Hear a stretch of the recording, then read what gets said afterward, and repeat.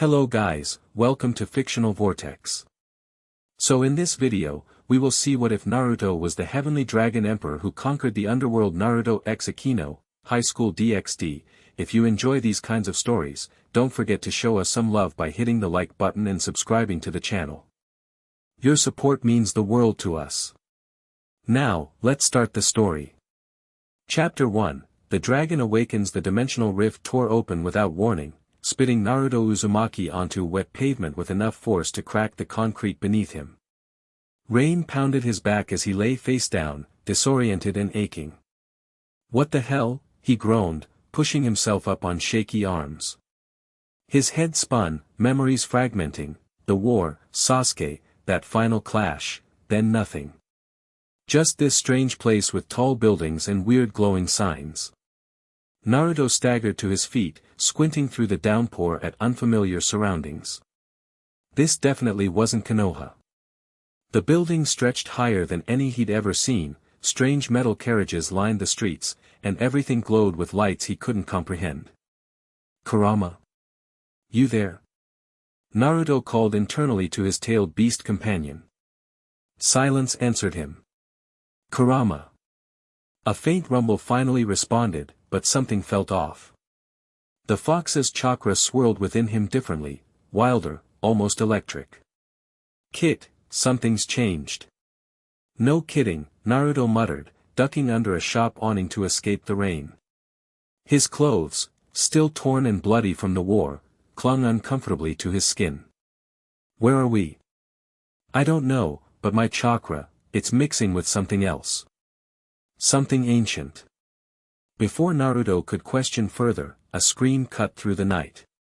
His instincts kicked in immediately, sending him sprinting toward the sound without hesitation. He rounded a corner into a park and froze. A woman backed away from what looked like a man, except his eyes glowed red, and leathery wings extended from his back.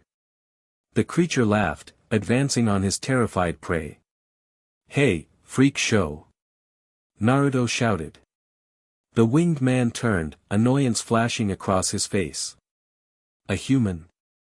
Mind your business if you want to live. Naruto flexed his fingers, chakra automatically flowing to his palm. Yeah, that's not happening. The creature grinned, revealing pointed teeth. Your funeral. He lunged forward with inhuman speed. Naruto sidestepped, surprised by the attacker's quickness but still faster. He slammed a Rasengan into the creature's back, sending him crashing through a tree. What the winged man staggered to his feet, eyes wide. You're no human. Last I checked I was, Naruto replied, forming his signature hand sign. Shadow clone jutsu. Nothing happened. Naruto tried again with the same result. What the hell? The creature laughed and launched back into attack, forming a spear of glowing red light in his hand. Naruto dodged the thrust but couldn't avoid the wing that slammed into his ribs, sending him rolling across wet grass. Kit, our chakra's different here. The pathways are changed. Great timing with that info, Naruto grunted, pushing himself up. Any suggestions? Try channeling it differently. Feel the new energy mixing with mine. Naruto closed his eyes for a split second, sensing the familiar warmth of Kurama's chakra now intertwined with something else, something that felt like lightning and fire combined. He grabbed that power and pulled. His body erupted in golden light, but different from his usual chakra cloak. This energy crackled with electricity, and scales formed along his arms. The winged man's confident smirk vanished.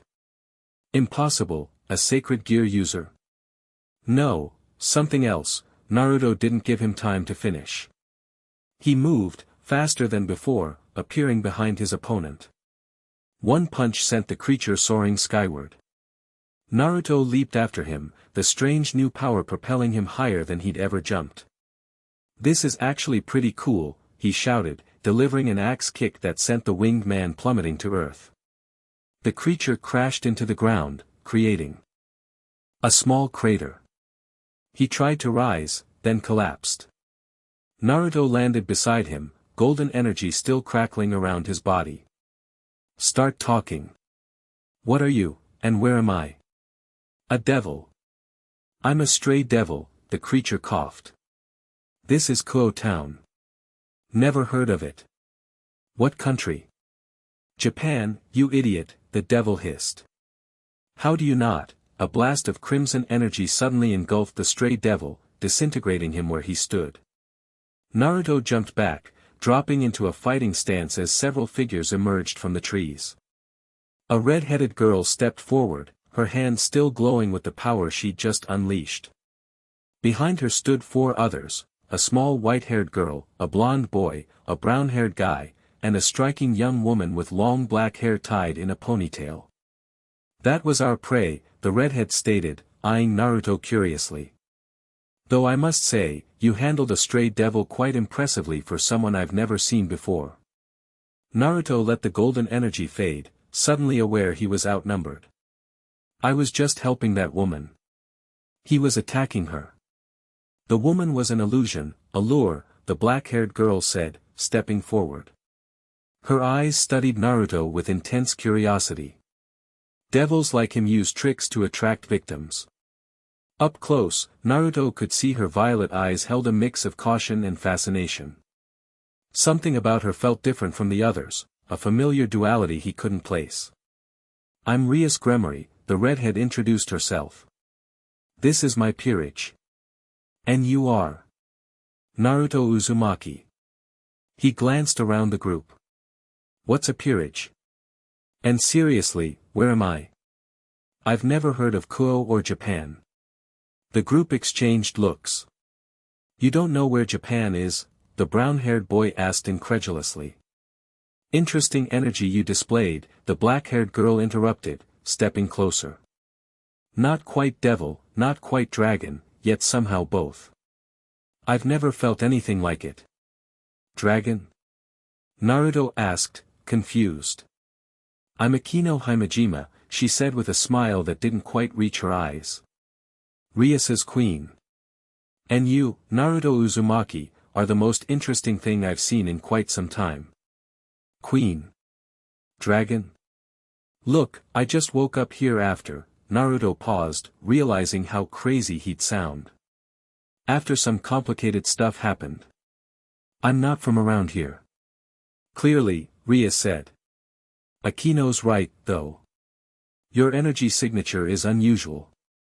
Would you mind coming with us? We have much to discuss, and I suspect you have questions of your own. Naruto hesitated. These people had just disintegrated someone, but they'd also called him a stray devil who hunted people. And right now, they were his only lead. Fine, he agreed. But I want answers. As do we, Rias replied with a smile. As do we. The Occult Research Club room was nothing like what Naruto expected. The old school building housed a lavish space with Victorian furniture, candlelit chandeliers, and a sophisticated atmosphere that reminded him vaguely of the Hokage's office, if the Hokage had a thing for crimson velvet. So devils are real, Naruto said, trying to process everything they'd explained. And angels. And fallen angels. And you're all devils, except you're not evil, just different. That's an oversimplification, but essentially correct, Rias said, sipping her tea. What we're curious about is you. You're clearly not human, at least not entirely, but you're not devil, angel, or any other supernatural being I recognize. I'm human, Naruto insisted. I'm a ninja from Konohagakure. The Hidden Leaf Village. No such place exists, the blonde boy, Kiba, said. Not in this world, Naruto replied. Look, know how it sounds, but I was in a war, fighting alongside my friend Sasuke against this goddess named Kaguya, and then. As he explained his situation, leaving out certain details about the Nine Tails, the group's expressions ranged from skepticism to fascination. Another dimension? Rias mused. It's not unheard of. There are gaps between realities. His energy supports his claim, Akeno noted, sitting unusually close to Naruto on the couch. It's unlike anything in our world. But there's something else there too, something native to our reality. Naruto felt Akeno's eyes on him, studying him with an intensity that made him both uncomfortable and intrigued. Unlike the others, who kept their distance, she seemed drawn to him. She senses me, and the other power, Kurama's voice rumbled. What other power? Naruto asked out loud, forgetting himself. Everyone stared at him. Sorry, talking to myself, he covered quickly. What were you saying about other power? Akeno leaned closer. When you fought, your energy changed. It resonated with dragon power, like a sacred gear, but different. More primal, more integrated with your being. Sacred what now? Sacred gear, the white-haired girl, Kaneko, spoke for the first time. Divine weapons created by the biblical god. Like Issei here, Rias added, gesturing to the brown-haired boy. He possesses the boosted gear, which contains the spirit of the Red Dragon Emperor, Drake. Issei nodded, holding up his left arm where a red gauntlet materialized. Dragon power has a certain feel to it. And yours definitely has that vibe, but different. Kit, I think I understand what's happening, Kurama said. When we crossed dimensions, my chakra interacted with something in this world. My essence has always been closer to dragons than humans understand. Here, that aspect has evolved. Kurama says his chakra, his energy, changed when we came here, Naruto explained, seeing no point in hiding it anymore. He thinks it's become more dragon-like. Kurama? Rias asked sharply. He's a friend. A fox spirit sealed inside me since birth. The room went silent. A yokai?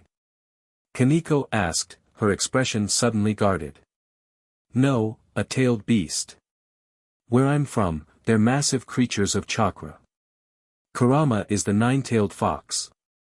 Akeno's eyes widened. 9 tails, like the Kyuubi from our legends? Naruto nodded. Maybe our worlds aren't so different after all.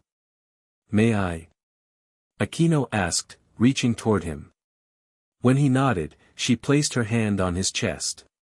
Her touch sent an unexpected jolt through his body. Her eyes widened. It's true. 2 powers, merged together.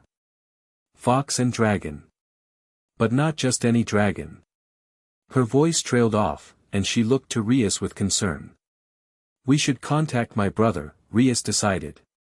If what I suspect is true, this could change everything. What are you talking about? Naruto asked.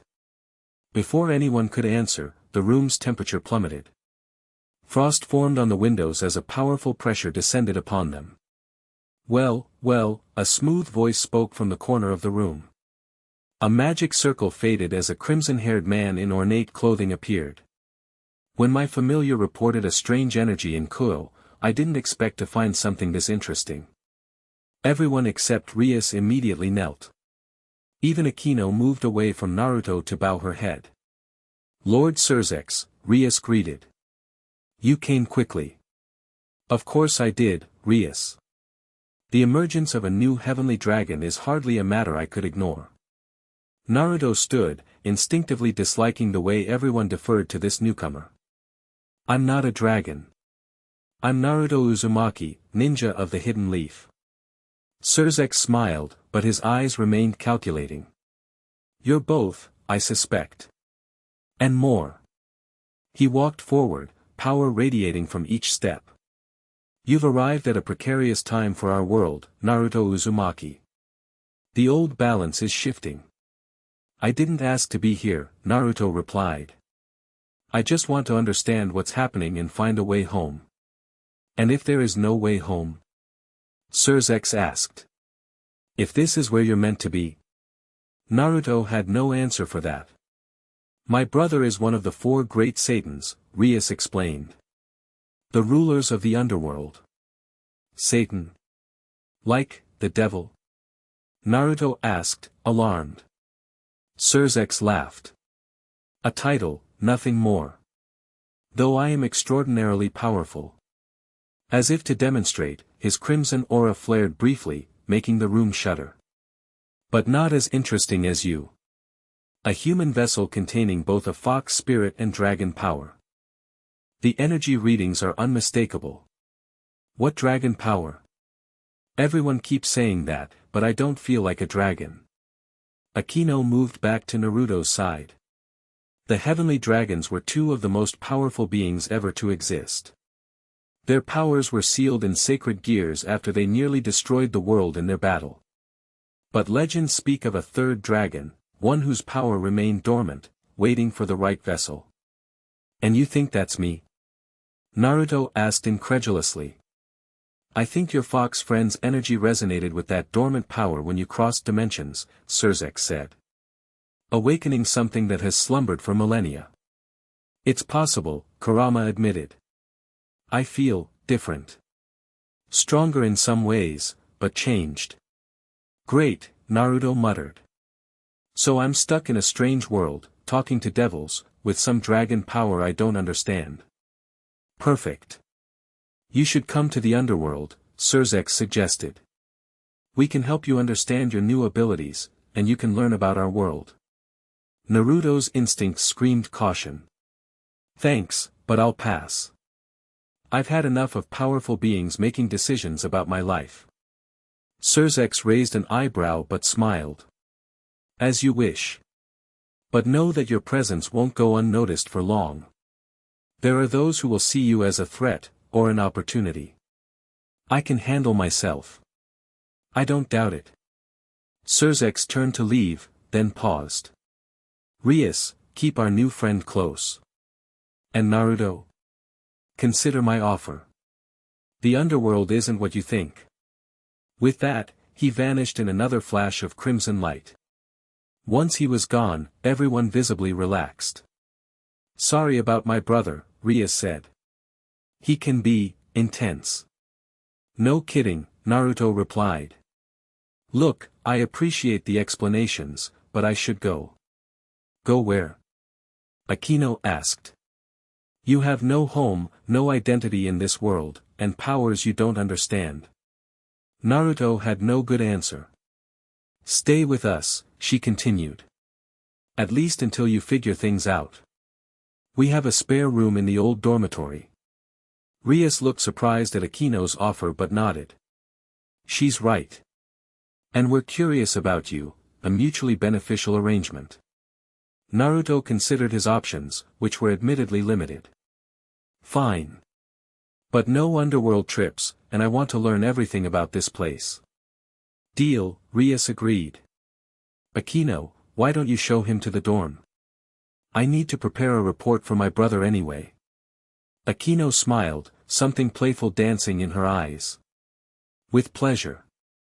The dormitory room was simple but comfortable, a bed, desk, small kitchen area, and bathroom. Naruto stood at the window, watching lightning flash across the night sky as a new storm rolled in. The storm follows you, Akeno said from the doorway, making him turn. She'd changed from her school uniform into a simple yukata, her long hair still in its ponytail. What do you mean? Dragons influence weather, she explained, entering without waiting for an invitation. Particularly storm dragons. The thunder's been continuous since you arrived. Naruto laughed. You're saying I'm causing this? Unconsciously, perhaps. She moved beside him at the window, close enough that he could smell her scent, a mix of ozone and something sweet. I control lightning myself. It's responding to both of us now. As if on cue, a brilliant bolt split the sky, illuminating her face in stark relief. For a moment, Naruto saw something in her eyes, a loneliness he recognized all too well. You're different from the others, he observed. She tensed slightly. What do you mean? I'm not sure. You feel, like me, somehow. Like you're carrying something. Akeno studied him for a long moment before speaking. You're more perceptive than you look, Naruto Uzumaki. I get that a lot. She laughed, the sound genuine and warm. I'm half fallen angel, she admitted, her expression darkening. My father was Barakiel, one of the leaders of the Grigori, the fallen angel organization. My mother was human. She was killed by her own family for bearing me. Akeno's voice remained steady, but Naruto saw the pain in her eyes. They couldn't accept a child of mixed heritage. My father wasn't there to protect us. Naruto felt a surge of empathy. I know what it's like to be hated for something you didn't choose. Your fox spirit. He nodded. Kurama was sealed in me the day I was born. The village saw him as a monster who'd attacked them, so they treated me the same way. Lightning flashed again, and thunder rolled almost immediately after. The storm was directly overhead now. So we're both outcasts, Akeno said softly. Former outcasts, Naruto corrected. I found people who accepted me. Sounds like you did too. She smiled, but it didn't reach her eyes. Rias saved me. I owe her everything. After a pause, she added, but I've never met anyone else who understood what it's like to have two natures fighting inside you. Before Naruto could respond, a tremendous crash shook the building. Not thunder, an impact. What the? Naruto began, but Akeno was already moving. We're under attack, she said, her playful demeanor vanishing instantly. Her yukata shimmered and transformed into her school uniform as she rushed out the door.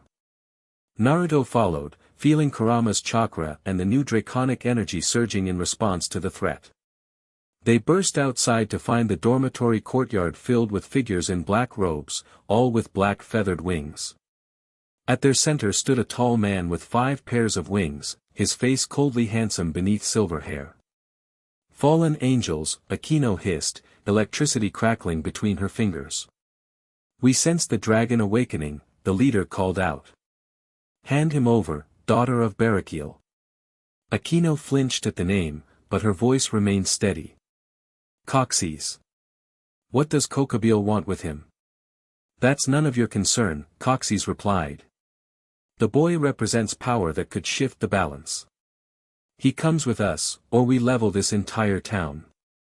Naruto stepped forward. How about option 3, you leave now, and nobody gets hurt? Coxes laughed. Brave words from someone who doesn't even understand what he is. I understand enough, Naruto replied, feeling the dual energies surging within him. The golden chakra erupted around his body, but this time, it formed distinct scale patterns across his skin. I don't like bullies, no matter what world they're from. Akeno moved to stand beside him, purple lightning dancing around her body. Neither do I. The fallen angel leader scowled. Take them.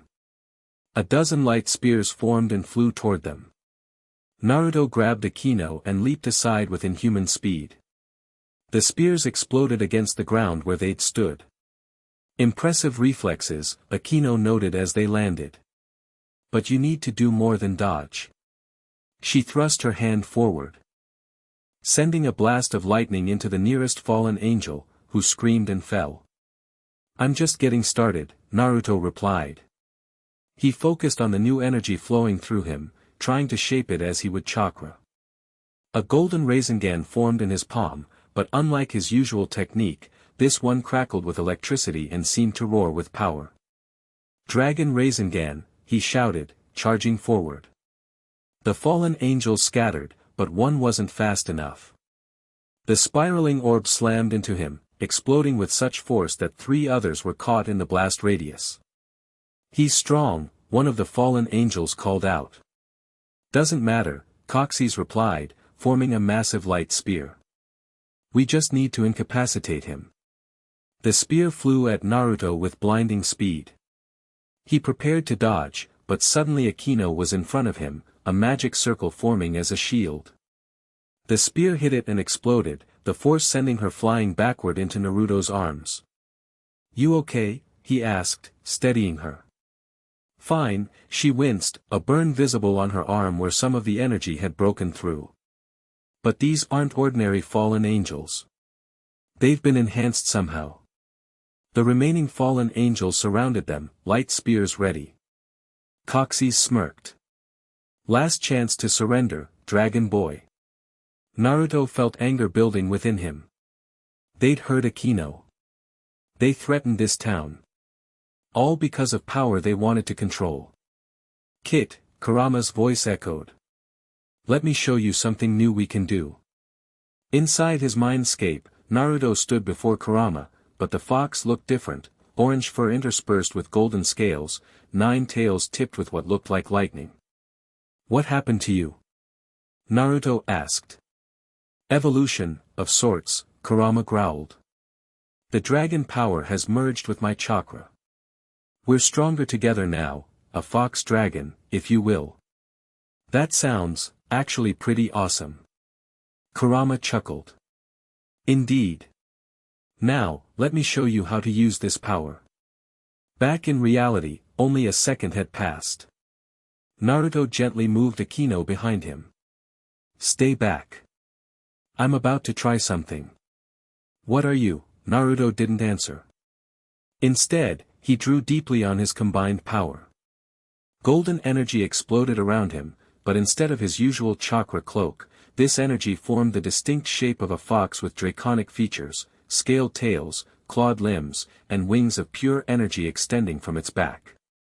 What is that? One of the fallen angels gasped. Naruto's voice echoed with power. You wanted the dragon? Well, here I am. He moved faster than even he thought possible, appearing in the midst of the fallen angels. One swing of his energy-cloaked arm sent 3 flying. A tail whipped out, smashing another into the ground. Coxie's backed away, shock evident on his face. This isn't just dragon power. What are you? I'm Naruto Uzumaki, he replied, and I'm really sick of being hunted for what's inside me. Naruto brought his hands together, forming a modified seal. The dragon fox energy condensed into a sphere between his palms, growing larger and larger until it hummed with barely contained power. Dragon Fox Bomb, he shouted, releasing the sphere toward Coxie's. The fallen angel leader tried to flee, but the attack expanded rapidly, engulfing him and 4 others. When the light faded, they lay unconscious on the scorched ground, wings singed and bodies smoking. The remaining fallen angels stared in horror before quickly gathering their wounded and retreating into the night sky. Naruto let the energy cloak fade, suddenly feeling exhausted. He staggered slightly. That was incredible, Akeno said, moving to support him. Are you okay? Just tired, he admitted. That was a lot more draining than I expected. She helped him sit on a nearby bench. You combined 2 powers that were never meant to exist together. I'm surprised you're conscious at all. Around them, the storm intensified, rain beginning to fall as thunder crashed overhead. So much for keeping a low profile, Naruto sighed. Akeno laughed. I think that ship sailed the moment you arrived. They'll be back, won't they? She nodded, her expression serious. With reinforcements. Kokobile is a war hawk among the fallen angels. If he wants your power, he won't stop. Great. Naruto leaned back, feeling the rain on his face. In my world, I finally got people to stop hunting me for Kurama. Now I have a whole new group after me for dragon powers I didn't even know I had. Akeno studied him curiously. You don't seem particularly upset. Oh, I'm upset, he clarified. But this isn't my first rodeo with people wanting to use me as a weapon. At least this time, I'm not alone from the start. Their eyes met, understanding passing between them. Akeno smiled, a genuine smile that reached her eyes. No, you're not alone. Before either could say more, magical circles appeared around the courtyard. Rias and the rest of her peerage emerged, along with several unfamiliar devils. We felt the battle, Rias explained, rushing over. Are you both all right? We're fine, Akeno assured her. Naruto handled it. Rias surveyed the destruction and the few unconscious fallen angels who hadn't been retrieved. Clearly. What did they want? Me, apparently, Naruto sighed. Some guy named Kokabeel sent them. The devils exchanged concerned looks. This is worse than I feared, Rhea said. Kokabeel is dangerous, a fallen angel who wants to restart the great war between all three factions. And he thinks I'm his ticket to making that happen. A new heavenly dragon emperor would certainly tip the scales, one of the unfamiliar devils said, stepping forward. He had blue hair and a serious expression. I'm Sona Citri, by the way. Another devil managing this territory. Naruto nodded in greeting, too tired for formalities. What do we do now? Issei asked. If Kokabeel's after him, we're all in danger. I should leave, Naruto said. Find somewhere remote where no one gets caught in the crossfire. That would be exactly what they want, Akeno replied sharply. To isolate you, make you easier to capture. She's right, Rias agreed. You're safer with us. But we need to contact my brother again. This has escalated beyond what we can handle alone. Naruto wanted to argue but felt Kurama's agreement with their assessment. Running wouldn't solve anything, he'd learned that lesson years ago. Fine, he conceded. But I want to learn everything I can about these dragon powers, and fast. Next time, I need to be better prepared. I can help with that, Akeno offered. When everyone looked at her in surprise, she added, I have the most experience with hybrid powers. It makes sense. Rhea studied her queen for a moment before nodding. Agreed. Akeno will help Naruto understand his abilities. The rest of us will strengthen our defenses and gather information. As the group dispersed to begin preparations, Naruto found himself alone with Akeno once more. Why did you volunteer? He asked quietly. She looked at him, violet eyes reflecting the lightning that still flashed overhead. Because I meant what I said. No one else understands what it's like to have two natures inside you, especially when one of those natures is something others fear or hate. Naruto understood completely. All his life, he'd looked for someone who truly got what it meant to carry Kurama. Now, dimensions away from everything he knew, he'd found someone who shared that burden in her own way. Thank you, he said simply. Akeno smiled, raindrops glistening in her hair. Don't thank me yet, Naruto Uzumaki. Training with me won't be easy. I never wanted easy, he replied with a grin. I just wanted possible. The storm rumbled in agreement above them, dragon and lightning responding to their newfound connection. Focus. Akeno commanded, sending another lightning bolt toward Naruto. He dodged, golden energy flaring around him. They'd been training for 3 days straight, and while he'd made progress, controlling the merged power of Kurama and the dragon essence remained challenging. I am focusing, he shot back, attempting to form another dragon Rasengan. The energy sphere stabilized for a moment before dissipating. Damn it! They stood in a massive underground training facility beneath Kuo Academy, warded to contain their power and hide it from prying eyes. Scorch marks and craters covered the walls and floor from their previous sessions. Akeno landed gracefully, folding her wings, black feathered on the left, devil wings on the right, a visual representation of her dual nature that she'd finally become comfortable showing him. You're still treating the dragon power like it's separate from your fox spirit, she said. They're one now. You need to stop thinking of them as Kurama's chakra and dragon energy, it's all yours. Easier said than done, Naruto panted, dropping to one knee. I've spent my whole life learning to work with Kurama as a separate entity. Now you want me to treat us as a single being? That's exactly what I want. Akeno approached, kneeling before him. May I? When he nodded, she placed her hand on his chest again. He'd grown accustomed to her touch over the past days, though it still sent an unexpected warmth through him. Close your eyes, she instructed. Feel what I feel. Naruto obeyed, focusing on the point where her hand connected with his chest. Your energies are still layered, she explained. Fox chakra, then dragon power, then your human essence. 3 distinct forces trying to work together but still separate. How do I change that? Stop trying to control them. Accept them. Inside his mindscape, Naruto stood before Kurama again. You hear that? We need to fully merge our powers. The fox-dragon hybrid snorted. It's not that simple, Kit. This dragon essence is ancient, older even than I am. It has its own will. What do you mean? I mean there's consciousness in this power. Dormant, but there.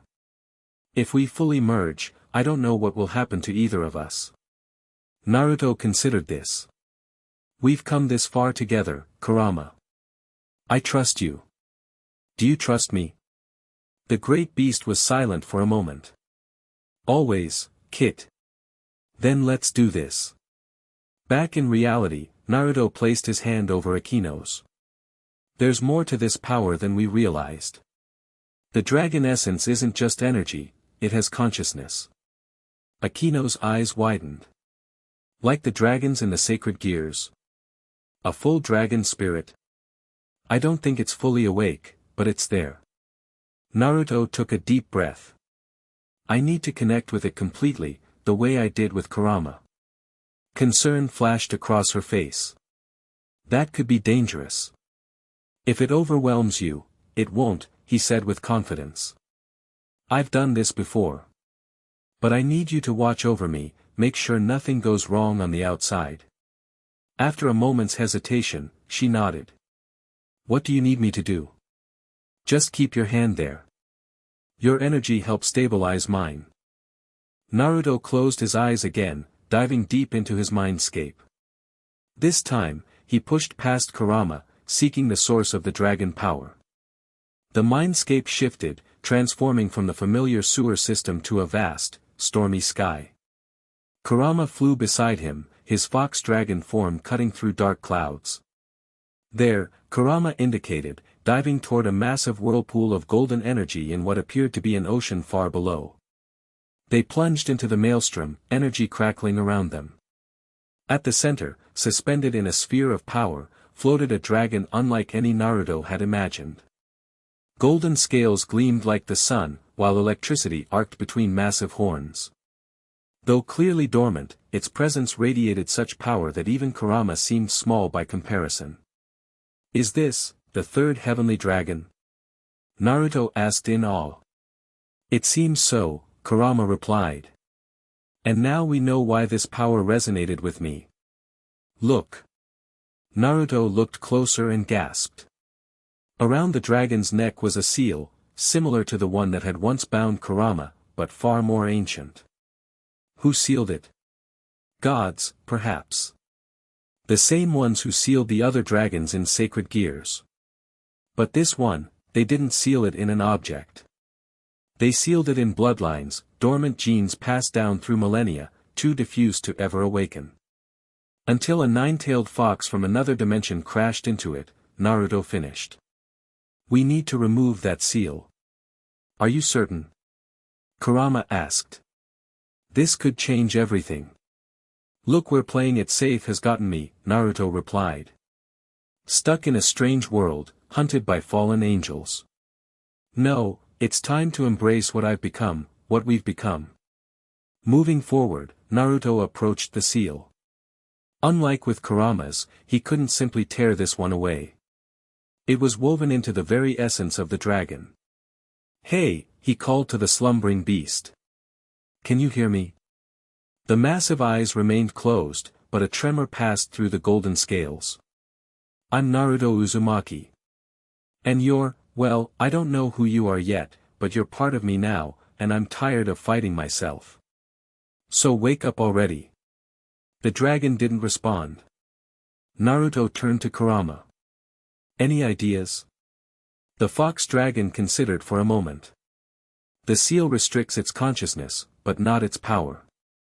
That's why you can use the energy but can't communicate with it. We need to merge our consciousness with it first. How do we do that? Like this. Kurama surged forward, wrapping his 9 tails around the dragon's form. Naruto followed, placing his hands on the seal itself. Together, they pushed their chakra into the ancient markings. For a moment, nothing happened. Then the seal began to glow, patterns shifting and changing. It's responding. Naruto exclaimed. Push harder. Kurama growled. Break through. Naruto channeled everything he had into the seal, feeling it start to crack. Light poured through the fissures, enveloping the three of them. The dragon's eyes snapped open, brilliant gold with slitted pupils that seemed to contain storms within them.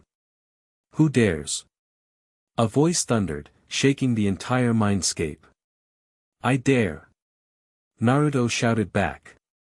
Naruto Uzumaki, Jinchuriki of the Nine Tails, and apparently your new partner. So how about we skip the whole who dares thing and get to introductions? The dragon stared at him in what seemed like shock before a rumbling sound emerged, laughter. Interesting. Very interesting. Countless millennia sealed away, and I'm awakened by a child with a fox spirit and no fear. I've faced worse than you, Naruto replied, though he couldn't hide his awe at the creature's sheer presence. I am Reiju, the Storm Dragon Emperor. The third of the heavenly dragons, sealed away not for destruction like my brothers, but for creation. My power over storms was deemed too chaotic, too capable of reshaping the world. Well, Reiju, I'm all about reshaping worlds, Naruto said with a grin. So what do you say we work together instead of fighting each other? I've already got one partnership with Kurama here, and it's worked out pretty well. The great dragon studied him, then Kurama, who stood his ground despite being dwarfed by the larger being. A partnership. With a human and a fox spirit from another dimension. Fate has a strange sense of humor. Is that a yes? Naruto pressed. It is indeed, Naruto Uzumaki. My power is yours to command, and in return, you will be my connection to a world I have not seen in ages. Together with your fox companion, we shall be something new, the Fox Dragon Emperor. The seal shattered completely, and golden light flooded the mindscape. Naruto felt Reiju's consciousness merge with his and Kurama's, not overriding them, but joining them, adding its ancient knowledge and power to their own. In the real world, Naruto's body erupted in brilliant light. Akeno shielded her eyes, backing away as the energy pulsed outward in waves that shook the training facility. When the light faded, Naruto stood transformed. His hair had lengthened slightly, golden highlights running through the blonde. His whisker marks were more pronounced, and scales shimmered beneath his skin when he moved. But most striking were his eyes, still blue, but now with slitted pupils surrounded by a ring of gold. Naruto. Akeno called cautiously.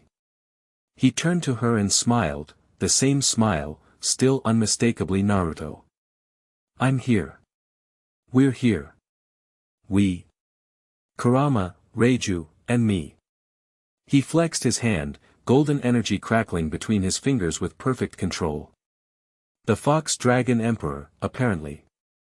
Akeno's eyes widened. You awakened the dragon spirit? Reiju, the Storm Dragon Emperor.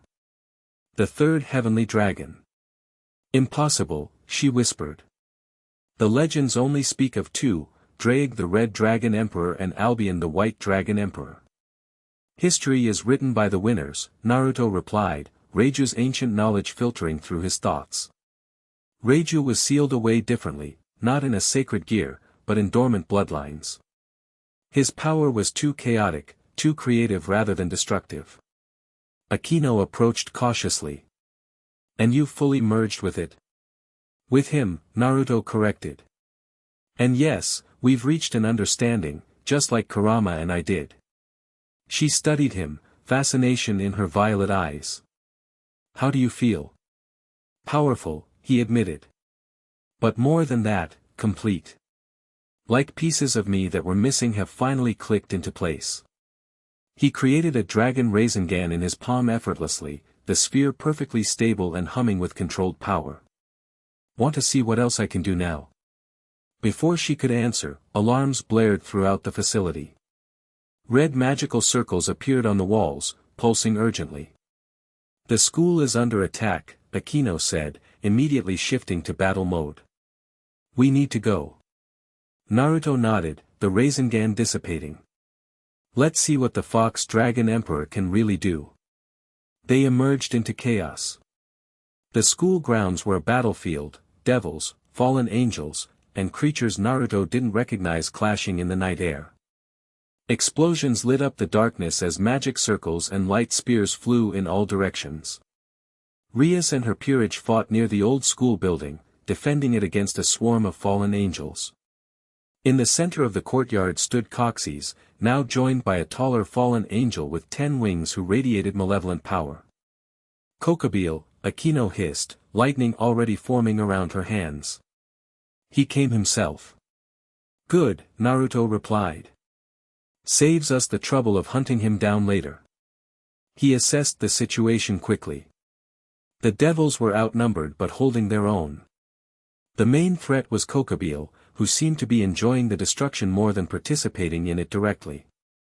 I'll help Rias and the others, Akeno said. Can you handle Kokobile? Naruto cracked his knuckles, golden energy swirling around him. With pleasure. They split up, Akeno flying toward Rias while Naruto moved directly toward Kokobile. The fallen angel leader noticed his approach and smiled coldly. The dragon awakens at last, Kokobile called out. I was beginning to think you were hiding from me. Just getting ready for this moment, Naruto replied, stopping a few meters away. You know, the one where I kick your ass for attacking my friends. Kokobile laughed. Such confidence. But do you even understand what you are? What your existence means for the balance of power? I'm starting to get the picture. Naruto let his power flare, golden energy forming the draconic fox cloak around him. The question is, do you understand what you're up against? The fallen angel's eyes narrowed. Interesting. The rumors were true, you fully awakened the storm dragon. He created a massive light spear in his hand. All the more reason to either control you or destroy you. You're welcome to try. Kokobile launched the spear with blinding speed. Naruto didn't dodge, instead, he caught it with one energy-cloaked hand. The spear sizzled against his palm before he crushed it into particles of light. The fallen angel's confident smirk faltered. My turn, Naruto said, and vanished. He reappeared behind Kokobile, golden Rasengan forming instantly. The fallen angel barely managed to create a shield of light, but the Rasengan tore through it, grazing his shoulder and spinning him through the air.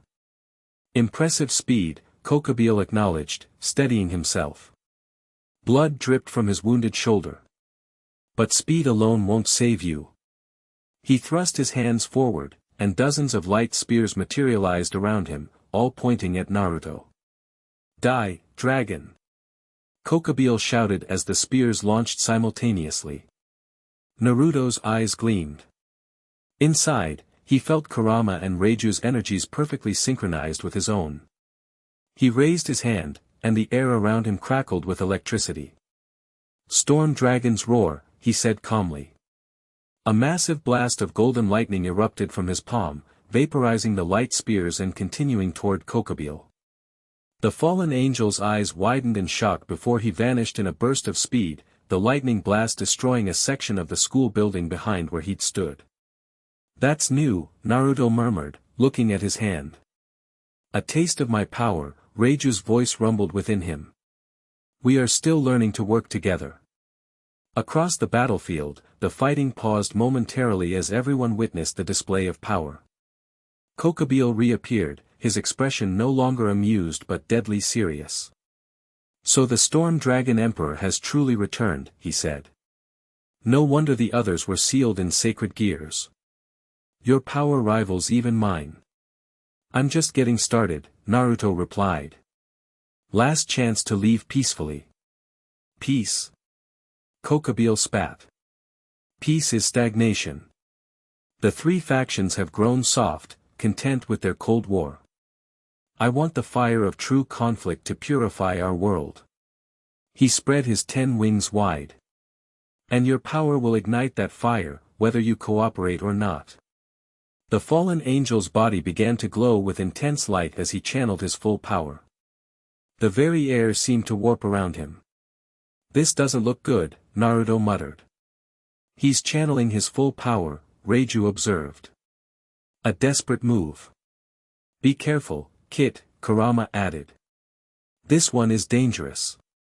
Kokobile thrust both hands forward, creating a light spear larger than any Naruto had seen, nearly the size of the school building itself. The massive construct hummed with deadly energy. "Let's see you survive this, Dragon Emperor." Kokobile roared, launching the spear. Naruto braced himself, channeling his merged power to maximum. The fox dragon cloak intensified, 9 tails of golden energy whipping behind him as draconic wings formed on his back. "Fox dragon shield," he called, crossing his arms before him. A massive barrier of golden energy formed, shaped like a fox's head with draconic horns. The giant light spear slammed into it, the collision creating a shockwave that shattered every window in the vicinity. Naruto gritted his teeth, feeling the immense pressure as the spear pushed against his shield. The barrier began to crack. "Need a hand?" a voice called from beside him. Akeno appeared, her hands glowing with purple lightning. She pressed her power into his shield, reinforcing it with her own energy. The contact sent a jolt through Naruto's body, their powers resonating in unexpected harmony. The cracks in his shield healed instantly. "Thanks," he said, giving her a quick grin. "Got any ideas for a counterattack?" "Your lightning and mine," she suggested. "Combined attack." Naruto nodded. "On 3. 1, 2, 3. They pushed forward simultaneously, the shield transforming into a wave of golden energy that enveloped the light spear, neutralizing it. Then, still in perfect sync, they thrust their hands forward. "Dragon Thunder!" Naruto shouted. "Holy Lightning!" Akeno cried at the same time. Golden Dragon Lightning and Purple Fallen Angel Lightning intertwined, forming a spiraling blast that cut through the night like a lance. Kokobile attempted to dodge, but the combined attack was too fast, too powerful. It struck him directly in the chest, sending him crashing to the ground with such force that it created a small crater. Silence fell across the battlefield as everyone stared at the fallen Kokobile. The remaining fallen angels looked on in shock, their leader defeated. Naruto and Akeno descended to the crater's edge. Inside, Kokobile lay motionless, his wings charred and body smoking. But as they watched, he stirred, opening his eyes. "Impossible," he croaked. "No one has defeated me since the Great War." "Times change," Naruto replied.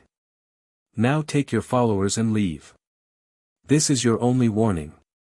Kokobile struggled to sit up, hatred burning in his eyes. "This isn't over, Dragon Emperor. There are forces in motion greater than you can imagine. The old Satan faction, the hero faction, they'll all come for you now." "Let them come," Naruto said. "I'll be waiting." Before Kokobile could respond, multiple magic circles appeared around the school grounds. Surzex materialized with several other figures in ornate clothing, other Satan-level devils, Naruto assumed. "You're late to the party," Naruto called to them. Surzex surveyed the scene with raised eyebrows. "So I see. It appears you had things well in hand." He approached Kokobile, who glared up at him defiantly. "Attacking devil territory, Kokobile. The Grigori will disavow you for this. The Grigori are weak." Kokobile spat. "Azazel and his peace treaties. We are fallen angels, we should be conquerors." "You're a relic of a bygone era," Surzex replied coldly. "And now you're our prisoner." He glanced at Naruto. "Unless you have objections. You did defeat him, after all." Naruto shook his head. "Take him. Just make sure he can't cause any more trouble." "Oh, we will." Surzex motioned to his companions, who created a binding circle around Kokobile. "And Naruto? That display of power, impressive. My offer still stands. The underworld could use someone like you." Still thinking about it, Naruto replied noncommittally. Once Surzex and his group had taken Kokabeel away, the remaining fallen angels quickly retreated. Rias and her peerage gathered around Naruto and Akeno. "That was amazing," Issei exclaimed. "You two were in perfect sync." Akeno smiled, glancing at Naruto. "We were, weren't we?" "Is it true?" Rias asked Naruto. "Did you fully awaken the dragon?" Naruto nodded. "His name is Reiju. The Storm Dragon Emperor." "3 heavenly dragons," Kiba murmured. "The balance of power has truly shifted." "Speaking of which," Rias continued, "my brother left a message. The leaders of all 3 factions want to meet you. They're calling a summit here at Kuo Academy in 3 days." Naruto sighed. "More politics. Great. This is unprecedented," Rias explained. "The emergence of a new heavenly dragon emperor, especially one not bound by a sacred gear system they control. They're nervous, curious, and probably planning how to either use you or neutralize you." "Let them try," Naruto said with confidence. Then, feeling a wave of exhaustion hit him, he staggered slightly. Akeno caught his arm. "You need rest. Merging with Reiju and that battle took a lot out of you." He didn't argue. The adrenaline was fading, leaving him drained. "Yeah, that's probably a good idea." As the group began walking back to the dormitory, Akeno stayed close to Naruto's side. "You were incredible out there," she said quietly. "We were incredible," he corrected. "That combined attack was your idea." She smiled. "It felt right somehow. Like our powers were meant to work together." "Storm and lightning," Naruto mused. "Makes sense." They walked in comfortable silence for a moment before Akeno spoke again. "After you rest, there's somewhere I'd like to take you. Somewhere private, away from all this." Naruto raised an eyebrow. "Oh. Not like that," she laughed, though a faint blush colored her cheeks. "Well, not entirely. I just think you need to see more of this world than school grounds and battlefields." "I'd like that," he agreed. "It's a date." Now it was Akeno's turn to look surprised. "A date?" Naruto grinned. "Yeah, a date. Problem with that?" She studied him for a moment before smiling, that genuine smile he'd come to appreciate. "No problem at all, Fox Dragon Emperor." As they walked together under the now clear night sky, stars twinkling above them, Naruto felt something he hadn't expected to find in this strange new world, a sense of belonging. With Kurama and Reiju within him, and Akeno beside him, perhaps being stranded here wasn't so bad after all. Whatever came next, faction politics, new enemies, or the continued mystery of his arrival, he'd face it with his new powers and new allies. The Heavenly Dragon Emperor had awakened, and the underworld would never be the same. Chapter 2, Rise of the Emperor. Akeno's Somewhere Private turned out to be a mountain shrine nestled in dense forest, miles from Kuo town. The small wooden building sat beneath ancient trees, a quiet stream bubbling nearby. Dawn light filtered through leaves, casting dappled shadows across the worn stone path. "My mother brought me here as a child," Akeno said, sliding open the shrine door. "Before everything happened." Naruto followed her inside, where incense still scented the air. A single photograph sat on a simple altar, a beautiful woman with Akeno's features holding a small child. "Your mom?" Akeno nodded.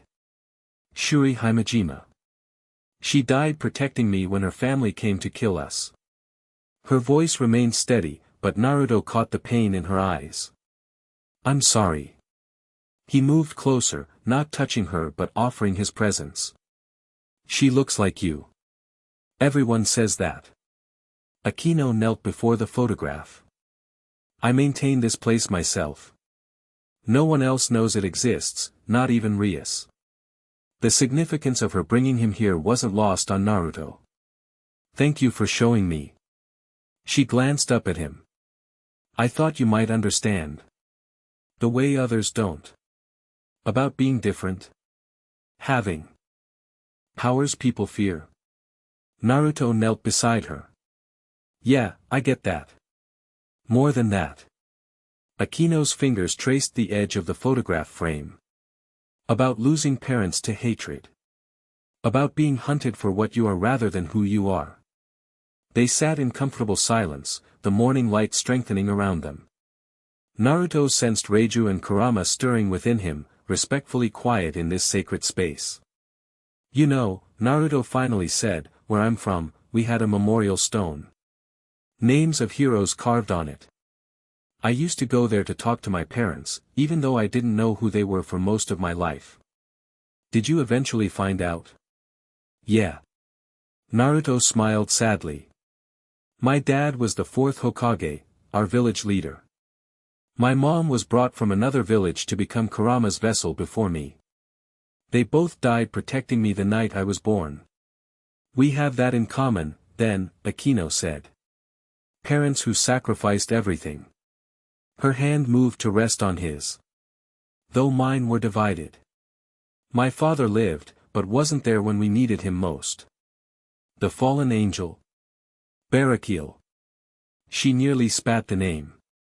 He was away when the Himejima clan attacked. I blamed him for years. Part of me still does. Naruto turned his hand to grasp hers. I used to blame my dad for sealing Kurama in me, making me the village pariah. It took a long time to understand why he did it. Have you forgiven him? Yeah. Once I understood the whole story, I couldn't stay angry. He looked at her curiously. What about you and your dad? Akeno's expression hardened. I haven't spoken to him in years. I don't intend to start now. Before Naruto could respond, a familiar energy signature approached rapidly from outside. They both tensed, but Akeno relaxed slightly after a moment. It's Kiba, she said, rising to her feet. The blonde knight appeared in the doorway seconds later, out of breath. Sorry to interrupt, but there's trouble. Ria sent me to find you. What happened? Naruto asked, standing. Devil leadership is here. All of them. They're demanding to meet the Dragon Emperor immediately. Naruto and Akeno exchanged looks. That can't be good, he muttered. It gets worse, Kiba continued. Lord Baal is leading them, and he's brought his personal guard. They don't look like they're just here to talk. Lord Baal. The head of the highest-ranking devil clan, Akeno explained, her expression grim. And a hardcore traditionalist who believes in devil supremacy. If he's involved, this is serious. Great, Naruto sighed. So much for our date. Despite the situation, Akeno smiled. Rain check. Definitely. Kiba coughed discreetly. We should hurry. Rias is stalling, but she can only hold them off for so long. Naruto nodded. Let's go meet these devils. The occult research club room had transformed into what looked like a throne room. Ornate furniture replaced the usual pieces, and magic circles glowed on the floors and walls. A dozen devils in formal attire stood arranged around the room, power radiating from each. In the center, seated in a high-backed chair, sat a regal man with jet black hair and sharp features. His crimson eyes burned with intensity as they fixed on Naruto the moment he entered. So this is the alleged Dragon Emperor, Lord Baal said, his voice carrying the weight of absolute authority. He looks remarkably human. Ria stood at one side, her expression carefully neutral. Lord Baal, honored elders, may I present Naruto Uzumaki. Naruto stepped forward, feeling Akeno tense beside him. Inside, both Kurama and Reiju stirred warily. Careful, Kit, Reiju rumbled. This one reeks of pride and power. Just be yourself, Kurama suggested. It worked for dealing with the council back home. Yo, Naruto greeted with a casual wave. What's with the ambush? A collective gasp went through the assembled devils. Lord Baal's eyes narrowed dangerously. You stand before the highest-ranking devils of the underworld, boy. Show proper respect. Naruto crossed his arms. Respect is earned, not demanded. And starting with an ambush doesn't exactly make a great first impression. Lord Bale stood, his power flaring around him like dark flames. Insolent whelp. You think because you possess the power of a dragon, you can disregard our customs? Our hierarchy? Pretty much, yeah. Naruto let his own power rise to match, golden energy flickering around him. Where I'm from, actions earn respect, not titles. Surzek stepped forward from the side of the room, amusement evident in his eyes. Perhaps we should all calm down. Lord Bale, we agreed this would be a diplomatic meeting. That was before I witnessed this, anomaly's disrespect, Bale snapped. The emergence of an unbound heavenly dragon threatens the very fabric of our society. It must be controlled. Controlled? Naruto repeated, his voice dropping. I've spent my whole life with people trying to control what's inside me. Didn't work out well for them. The tension in the room skyrocketed, power crackling between Naruto and Lord Bale. Other devils shifted uncomfortably, some moving to defensive positions. Naruto, Rias warned quietly. It's okay, he said, never breaking eye contact with Bale. I understand what this is about now. It's not about respect, it's about fear. Bale's expression darkened. Devils do not fear, sure you do, Naruto interrupted. You fear change. You fear anything that disrupts your precious hierarchy. You fear me because I don't fit into your system.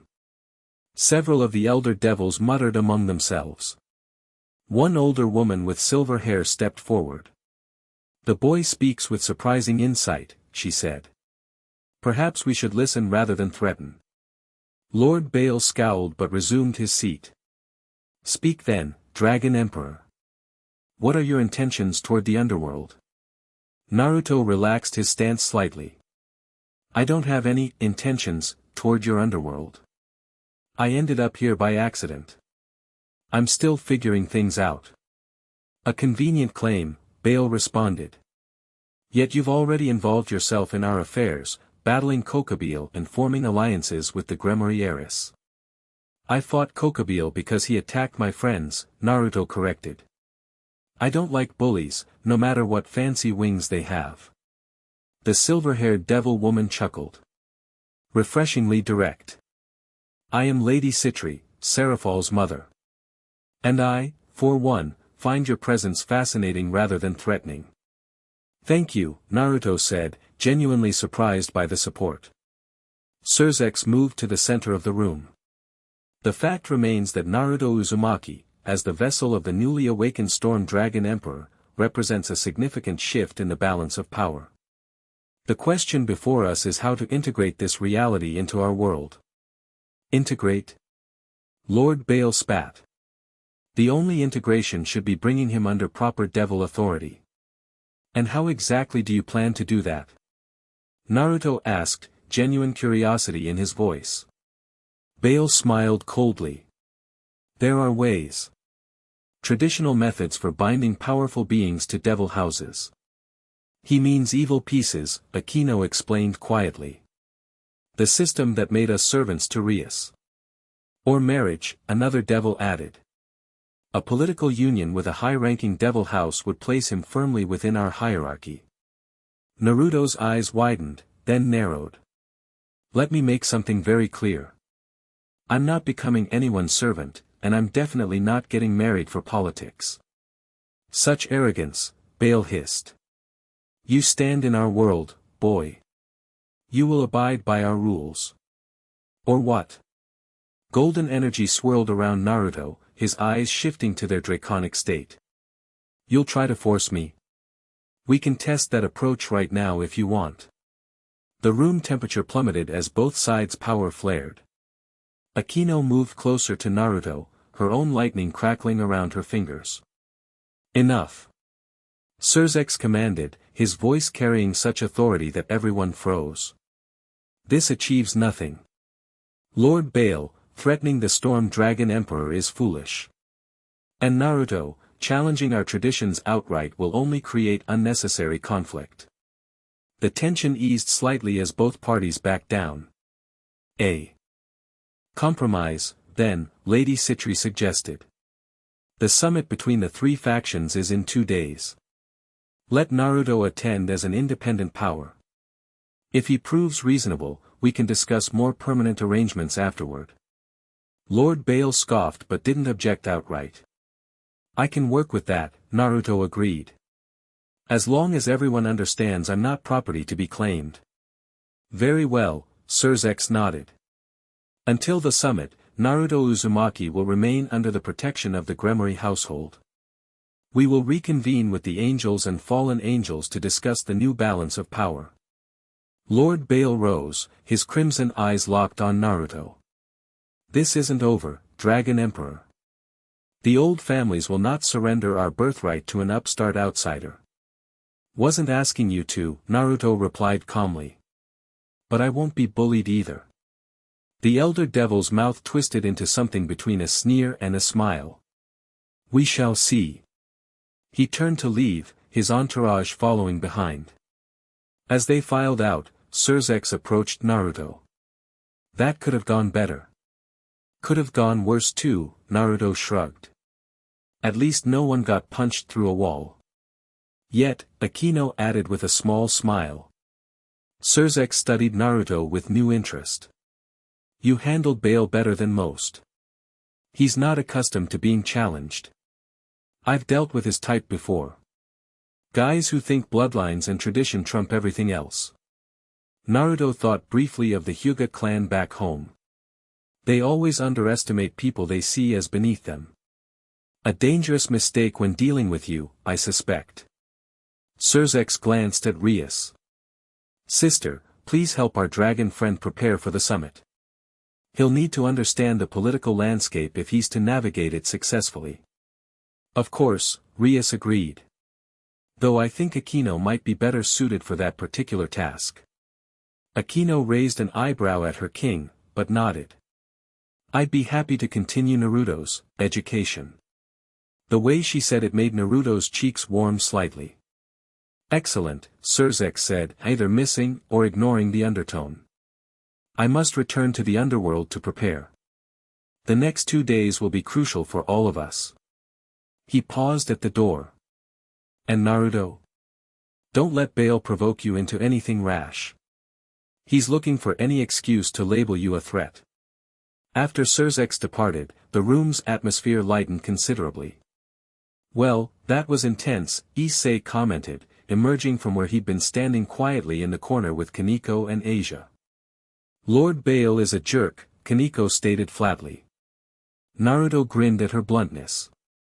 Couldn't have said it better myself. We have work to do, Rias announced. Naruto needs to be prepared for the summit, and we need to secure the academy. If Lord Bale is involved, there will be other factions making moves as well. I'll handle Naruto's preparation, Akeno volunteered again. Politics, etiquette, faction histories, everything he'll need. Rias studied her queen for a moment before nodding. Very well. The rest of us will strengthen the protective barriers and increase patrols. As the group dispersed to their various tasks, Naruto found himself alone with Akeno once more. So, he said, back to lessons. Not exactly. She took his hand, surprising him. First, I believe we had a date interrupted. Naruto couldn't help but smile. Lead the way. The next day and a half passed in a blur of training, studying, and unexpected moments of connection. Akeno proved to be a demanding teacher, drilling Naruto on devil politics, angel hierarchies, and the complex history of the three-faction Cold War. The Mao system replaced the old Satan regime after the Civil War, she explained as they walked through a forest clearing where they'd been practicing combat forms. Sirzex, Seraphol, Ajuka, and Falbium became the new Satan lords, bringing more progressive policies. But the old families like Bale still hold traditional power, Naruto added, proving he'd been listening. Exactly. It's a delicate balance. Akeno created a small lightning ball, tossing it between her hands. The underworld is caught between past and future, with the four Satans pushing for change while the old guard resists. Naruto caught the lightning ball when she tossed it to him, his dragon energy automatically harmonizing with it. Sounds familiar. Konoha had similar tensions between reformers and traditionalists. And which side were you on? Akeno asked, watching him manipulate the lightning with growing skill. The change side, obviously. He shaped the lightning into a miniature fox before tossing it back. Though I was more focused on being accepted than politics. Akeno caught the fox, admiring his control. Your abilities are developing rapidly. The merger with Reiju has accelerated your mastery of lightning. He's a good teacher, Naruto admitted. Less grumpy than Kurama was at first. I heard that, Reiju rumbled inside his mind. He's not wrong, Kurama added with what felt like a mental smirk. Akeno stepped closer, her hand reaching out to touch his chest, a gesture that had become familiar between them. They're communicating better too. Your energies flow more smoothly now. Her touch sent the now familiar warmth through him, but this time Naruto caught her hand with his, holding it against his heart. Thanks to you. Your training has helped more than you know. Their eyes met, electricity of a different sort crackling between them. Akeno's violet gaze dropped briefly to his lips before returning to his eyes. Naruto, she began softly. The moment shattered as a massive explosion echoed from the direction of the academy. They broke apart, instantly alert. That came from the school, Akeno said, her expression shifting to battle-ready in an instant. Naruto nodded, already gathering his power. Let's go. They raced through the trees, Naruto's enhanced speed matching Akeno's flight. As they approached the academy, the sounds of battle grew louder, explosions, shouts, and the distinctive sizzle of magic. They burst from the tree-line to find chaos. The protective barriers around the school shimmered under heavy assault as dozens of fallen angels bombarded them with light spears. On the ground, devil magic circles flashed as Rias and her peerage defended the perimeter. They're early, Akeno observed grimly. The summit isn't until tomorrow. They're not here for the summit, Naruto replied, spotting a familiar figure hovering above the battle. Kokobeals escaped somehow. The fallen angel warlord floated imperiously above the fray, 10 wings extended as he directed the assault. His face bore fresh scars from their previous encounter, his expression twisted with hatred. We need to take him down fast, Naruto said, golden energy already swirling around him. Before he breaks through to the school. Akeno nodded, black wings extending from her back, both devil and fallen angel wings now, her dual nature fully embraced. I'll support Rias and hold the barrier. You focus on Kokobeel. Got it. Naruto clasped her shoulder briefly. Be careful. You too, she replied, giving him a quick, fierce look before soaring toward her king. Naruto channeled his merged power, the fox dragon cloak forming around him as he shot upward, directly toward Kokobeel. Hey, bird brain, he shouted. Round 2. Kokobeel turned, his eyes narrowing at the sight of Naruto. Dragon Emperor. How convenient, I won't have to hunt you down after all. How'd you escape? Naruto asked, hovering before him, the energy wings of his cloak keeping him airborne. Friends in high places, Kokobeel sneered. The old Satan faction found our goals compatible. Let me guess, they want war, you want war, everyone wants war except the people who'd actually have to fight it. Kokobeel laughed. Perceptive. But it's too late to stop what's coming. He gestured to the school below. The 3 faction leaders arrive tomorrow for their precious peace summit. When they find this place in ruins, with their precious children slaughtered, war will be inevitable. Not gonna happen, Naruto replied, golden Rasengan forming in his palm. We'll see. Kokobeel's hands filled with light spears. I've prepared specially for you this time, Dragon Emperor. He hurled the spears, which transformed mid-flight into chains of light that snaked toward Naruto from multiple directions. Naruto dodged the first wave, but the chains changed direction, pursuing him. Dragon-slaying magic, Kokabeel called out. Ancient spells designed specifically to bind creatures like you. One chain caught Naruto's ankle, searing pain shooting through him as it began to constrict. Another wrapped around his wrist before he could counter. He speaks truth, Reiju growled. This magic is designed to target my essence. Then let's use my power instead, Kurama suggested. Naruto focused, shifting the balance of his energy to emphasize Kurama's chakra over Reiju's draconic power. The fox aspect of his cloak strengthened, 9 tails lashing out to snap the restraining chains. What? Kokabeel exclaimed as Naruto broke free. Nice try, Naruto called back. But I'm not just a dragon. He flashed through the air, appearing behind Kokabeel faster than the fallen angel could track. I'm a ninja too.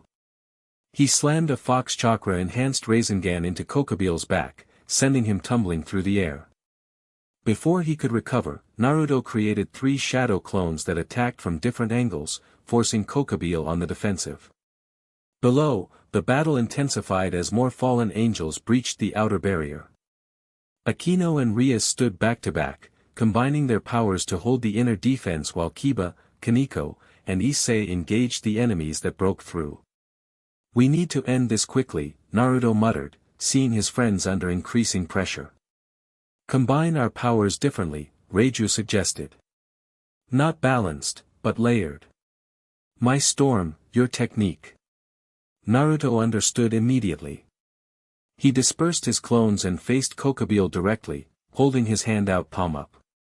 Instead of a Rasengan, he began gathering storm energy, lightning, wind, and rain condensing into a sphere of chaotic power.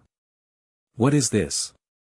Kokabeel demanded, creating a shield of light as he sensed the danger.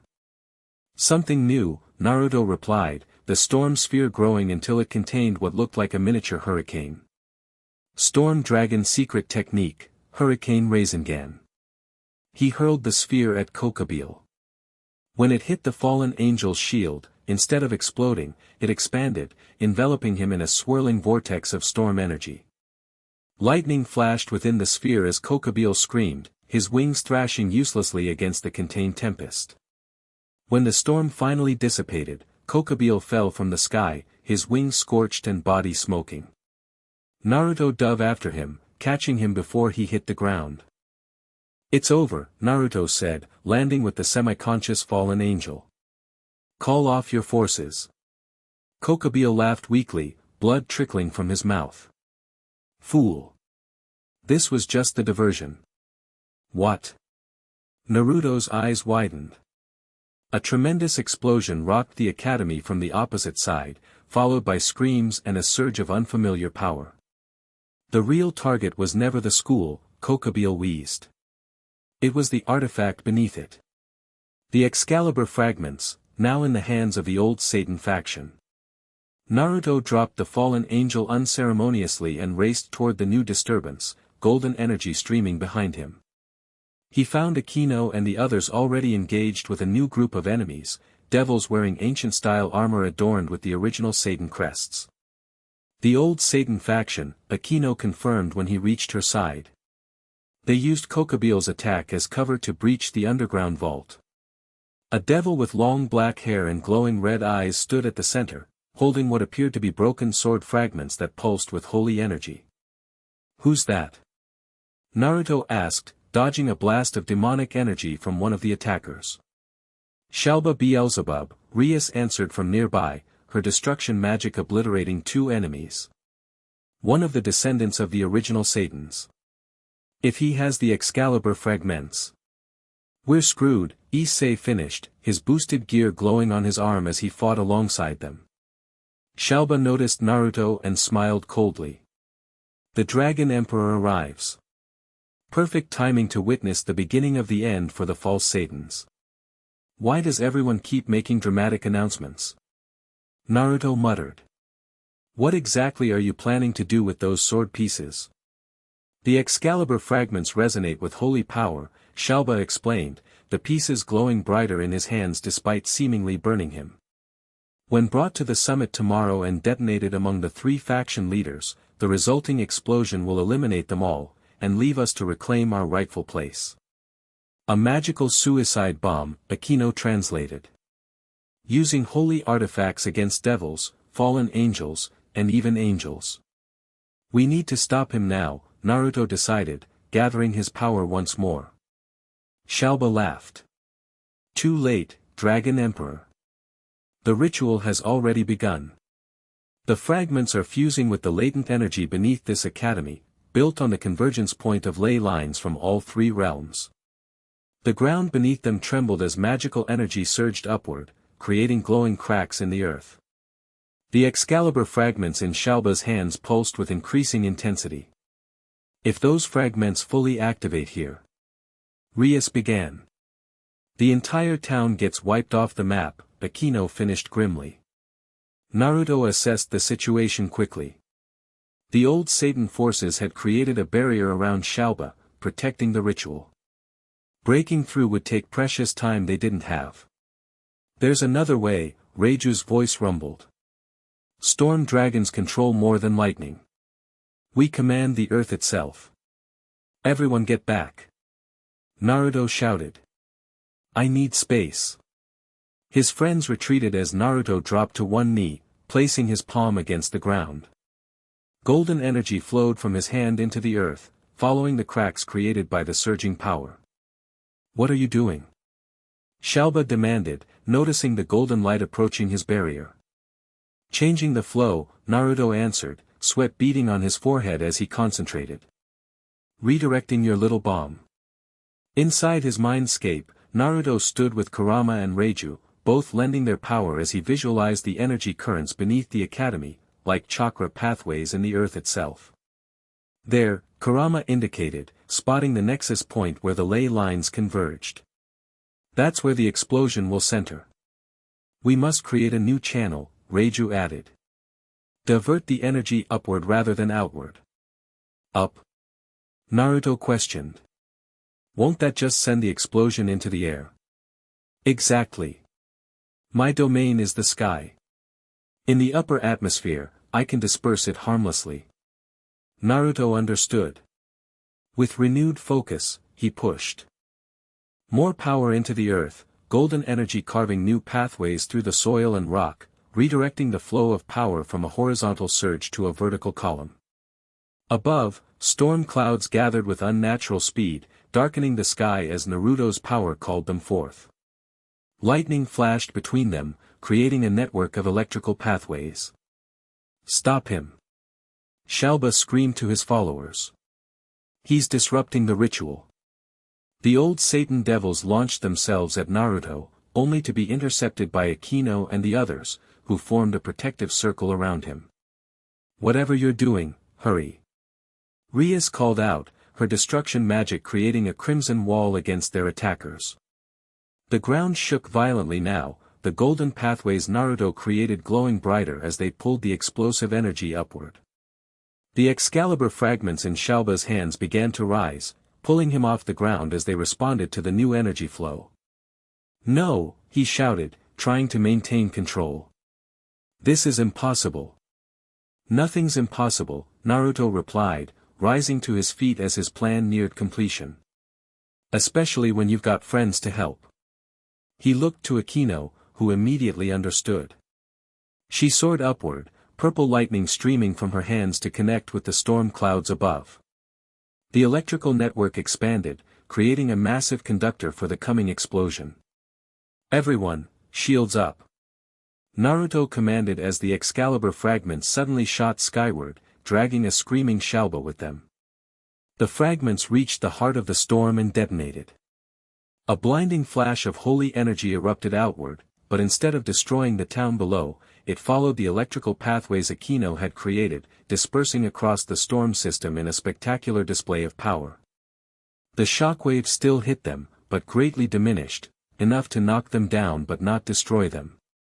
When the light faded, the sky cleared to reveal an unconscious Shalba falling from above, the Excalibur fragments nowhere to be seen. Kiba leapt upward with inhuman speed, catching the old Satan descendant before he hit the ground. Got him. The remaining old Satan forces, seeing their leader defeated and their plan foiled, quickly retreated through magic circles. Naruto dropped to one knee, exhausted but triumphant. Akeno landed beside him, her own energy depleted.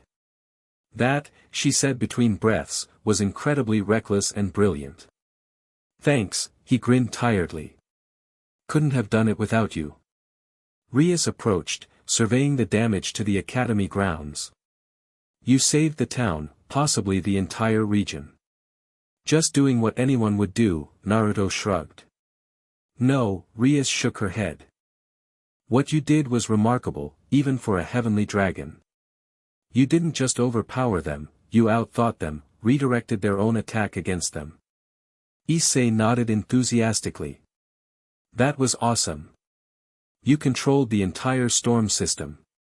Actually, Naruto glanced at Akeno, that part was a team effort. She smiled, a faint blush coloring her cheeks at the acknowledgement. Before they could celebrate further, multiple magic circles appeared around them. Surzex materialized, along with other figures Naruto didn't recognize, a 12-winged angel with golden hair and a fallen angel with dark hair and a goatee. Michael, Azazel, Surzex greeted his counterparts. It seems we've arrived at an interesting moment. Indeed, the angel, Michael, replied, his voice melodious and calm despite the destruction around them. The summit appears to have started early, and quite dramatically. The fallen angel leader, Azazel, surveyed the scene with evident amusement.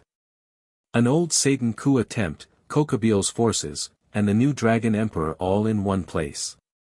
Fascinating. Surzex turned to Naruto, who had managed to stand with Akeno's support. It seems we owe you another debt, Naruto Uzumaki. Our intelligence indicated an attack was planned, but we didn't expect it to come before the summit. Just happened to be in the right place, Naruto replied modestly. More than that, Michael said, studying Naruto with keen interest. You showed remarkable judgment. Many with your power would have simply attempted to overpower the explosion, potentially making it worse. The storm dragon was always the wisest of the three, Azazel commented. Interesting that his vessel shares that quality. Naruto felt uncomfortable under their scrutiny. Look, can we do the official meeting tomorrow? I'm kind of beat right now. The three leaders exchanged glances before Surzex nodded. Of course. Rest and recover. The formal summit will proceed as planned tomorrow, though with some added security measures, obviously. As the leaders departed to secure Shalba and the captured fallen angels, Rias and her peerage began organizing the cleanup of the academy grounds. You should rest, Akeno told Naruto, still supporting some of his weight. You expended an enormous amount of energy. Not yet, he replied. I want to help fix what got broken. She smiled at his stubbornness. There will be time for that. For now, let's get you somewhere you can recover. They made their way slowly back to the old school building, which had somehow survived the battle mostly intact. Inside, Akeno led him to a small side room with a couch. Lie down, she instructed. I'll bring you some tea. Only if you stay, Naruto bargained. You're just as drained as I am. Akeno paused, then nodded. Fair enough. When she returned with the tea, she found Naruto sitting up on the couch, staring thoughtfully at nothing. Penny for your thoughts, she asked, handing him a steaming cup. Just thinking about how crazy everything's been, he admitted. A week ago, I was fighting in a war in my own world. Now I'm a dragon emperor fighting fallen angels and old Satan factions in a place I barely understand. Akeno sat beside him, closer than strictly necessary. You're adapting remarkably well. I've had help. He glanced at her, their eyes meeting. Really good help. She smiled, the genuine smile he'd come to look forward to. We make a good team. Yeah, we do. Naruto set his cup down. About what almost happened in the forest, before we were interrupted. Akeno's cheeks colored slightly. What about it? Instead of answering with words, Naruto leaned forward and kissed her. It was gentle, questioning, giving her every opportunity to pull away. She didn't. Instead, her hand came up to cup his cheek as she returned the kiss with surprising intensity. When they finally broke apart, both were slightly breathless. I've wanted to do that for days, Naruto admitted. What took you so long? Akeno teased, though her eyes showed vulnerability beneath the playfulness. Getting thrown into another dimension, discovering I'm part dragon, fighting fallen angels and Satan descendants, you know, the usual distractions. She laughed, the sound lightening the atmosphere. Fair enough. Naruto took her hand, his expression turning serious. I know this is all happening fast, but there's something between us. Something real. Our dual natures, she suggested. We both understand what it's like to have conflicting powers, conflicting identities. It's more than that, he insisted. When we fought together, when our powers combined, it felt right. Like we were meant to find each other. Akeno studied him for a moment. You don't strike me as someone who believes in destiny. I'm not. I believe we make our own path. He squeezed her hand. But sometimes paths cross for a reason. She leaned her head against his shoulder. When I first saw you, I sensed something familiar in your energy. Something that called to my own dual nature. After a pause, she added softly, I've never felt that with anyone else. They sat in comfortable silence for a while, the events of the day catching up with them. Eventually, Akeno spoke again. The summit tomorrow will change everything. They'll all want something from you now, angels, devils, fallen angels. After today's display, you've proven yourself too valuable to ignore. Let them try, Naruto said without concern. I'm not a weapon to be used or a prize to be won. The underworld doesn't work that way, she warned. Power always comes with politics. Then maybe the underworld needs to change. He said it casually, but the words hung in the air with unexpected weight. Akeno lifted her head to look at him. You sound like you're planning something. Not planning, exactly. Just thinking. He met her gaze. Where I'm from, I wanted to become Hokage to change the system, to create peace between people who'd been enemies for generations. He gestured to the window, where repair work continued outside. I see the same problems here, factions fighting, old grudges, people suffering because of politics. And you think you can change that? There was no mockery in her voice, only curiosity. I don't know, he admitted. But I know I can't just sit back and watch, especially now that I've gotten involved. Akeno studied him for a long moment. You really are something else, Naruto Uzumaki.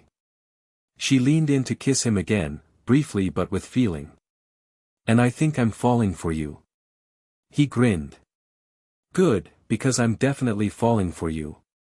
Outside, night had fallen, stars appearing in the sky where apocalyptic energy had surged just hours before. Tomorrow would bring the summit, with all its politics and power plays. But for tonight, they had found something neither had expected in this strange collision of worlds, a connection that transcended their dual natures and complicated pasts. The summit commenced with unprecedented formality. The main hall of Kuo Academy had been transformed into a diplomatic chamber, with 3 distinct sections for each faction. Angels in white occupied 1/3, their wings tucked neatly behind them. Fallen angels in black filled another, their expressions wary but controlled. Devils in various ornate outfits completed the arrangement. Naruto stood to one side with Akeno and Ryusa's peerage, feeling out of place in the formal clothing they'd insisted he wear, a modern suit with golden accents that supposedly acknowledged his status without aligning him with any faction. Remember, Ryus whispered, let them speak first. Observe the formalities. Got it, Naruto nodded, though formalities had never been his strong suit. Surzek stepped to the center of the room, flanked by Michael and Azazel. We come together in unprecedented circumstances, he began. Not only to discuss peace between our factions, but to address the emergence of a power thought lost to time, the Storm Dragon Emperor. All eyes turned to Naruto, who resisted the urge to wave awkwardly. Naruto Uzumaki, Surzex continued, please join us at the center. Taking a deep breath, Naruto moved forward, feeling the weight of hundreds of supernatural gazes. Akeno gave him an encouraging nod as he passed. Yesterday's events demonstrated both the threat we all face from extremists within our ranks, Surzex addressed the assembly, and the potential for new alliances to overcome those threats. Indeed, Michael agreed. The old Satan faction's attempt to reignite war using holy artifacts shows the danger of clinging to ancient hatreds. And the Dragon Emperor's intervention prevented catastrophe, Azazel added. Working alongside devils, no less. Lord Baal stepped forward from the devil section. Let us not be hasty in our praise. The Dragon Emperor remains an unknown factor, powerful, yes, but unaligned and unpredictable. As is his right, Lady Citri countered. The heavenly dragons have always existed outside our hierarchies. A source of much trouble, another angel commented. Naruto watched the back and forth with growing impatience. They were talking about him as if he weren't standing right there. If I could say something, he finally interrupted. The hall fell silent, some looking offended at his breach of protocol, others curious. Naruto, Rias whispered in warning, but he stepped forward anyway. Look, I get that you're all worried about balance and politics and who controls what power, he began, his voice clear and confident. But I'm not interested in your ancient grudges or power struggles. Lord Baal scoffed. Then what exactly are you interested in, Dragon Emperor? Peace, Naruto replied simply. The same thing you all claim to want, but seem pretty bad at actually creating. Murmurs rippled through the assembly, some outraged, some amused. From what I've seen, Naruto continued, you've all been stuck in the same cycle for centuries. Angels think they're morally superior, fallen angels resent being cast out, devils hold grudges against both, and everyone suffers for it. You presume much for an outsider, a stern-faced angel said. Maybe that's exactly what you need, an outside perspective. Naruto looked around the room. Where I'm from, I watched nations that hated each other for generations finally come together against a common threat. It wasn't easy, and it wasn't perfect, but they did it. Surzex studied him with interest. And you believe the same is possible here? I know it is. Yesterday proved it. Devils, fallen angels, even a human with a sacred gear, all fighting together to stop extremists from all three factions. Temporary alliances of convenience are not the same as lasting peace, Lord Baal argued. It's a start, Naruto countered. And better than what you've managed in centuries of stalemate. The room tensed at his bluntness, but Azazel laughed. He's not wrong. We've been locked in this Cold War since the original conflict ended, none of us willing to truly extend trust. Michael nodded thoughtfully. The system my father created has remained static for too long. Perhaps it is time for evolution. Which brings us to the matter at hand, Surzex redirected. Naruto Uzumaki, as the Storm Dragon Emperor, your power could destabilize the balance between our factions. Each side has proposed solutions. Let me guess, Naruto said dryly. The angels want me to serve heaven, the fallen angels want me to join them, and the devils want me under their control. Essentially correct, Azazel admitted with a smirk. Then I'll save everyone some time. Naruto straightened, letting a hint of his power radiate around him for emphasis. I won't be joining any faction. I won't be controlled, used as a weapon, or married off for political advantage. Lord Baal stepped forward, eyes flashing. You stand in our world, boy. You will, I will make my own path, Naruto interrupted firmly. Just like I always have. And what path is that? Michael asked with genuine curiosity. Naruto took a deep breath, the idea that had been forming since yesterday crystallizing in his mind. I'm going to create something new. A place for those who don't fit neatly into your categories, hybrids, outcasts, people with dual natures or unique powers. He glanced at Akeno, who watched him with wide eyes. People who've been rejected by all sides for being different. Who understand what it means to have conflicting powers, conflicting identities. A murmur ran through the assembly as the implications sank in. You propose a fourth faction? Surzex asked, surprise evident in his voice. Not exactly a faction, Naruto clarified. More like, a neutral territory. A place where people can be accepted for who they are, not what they are.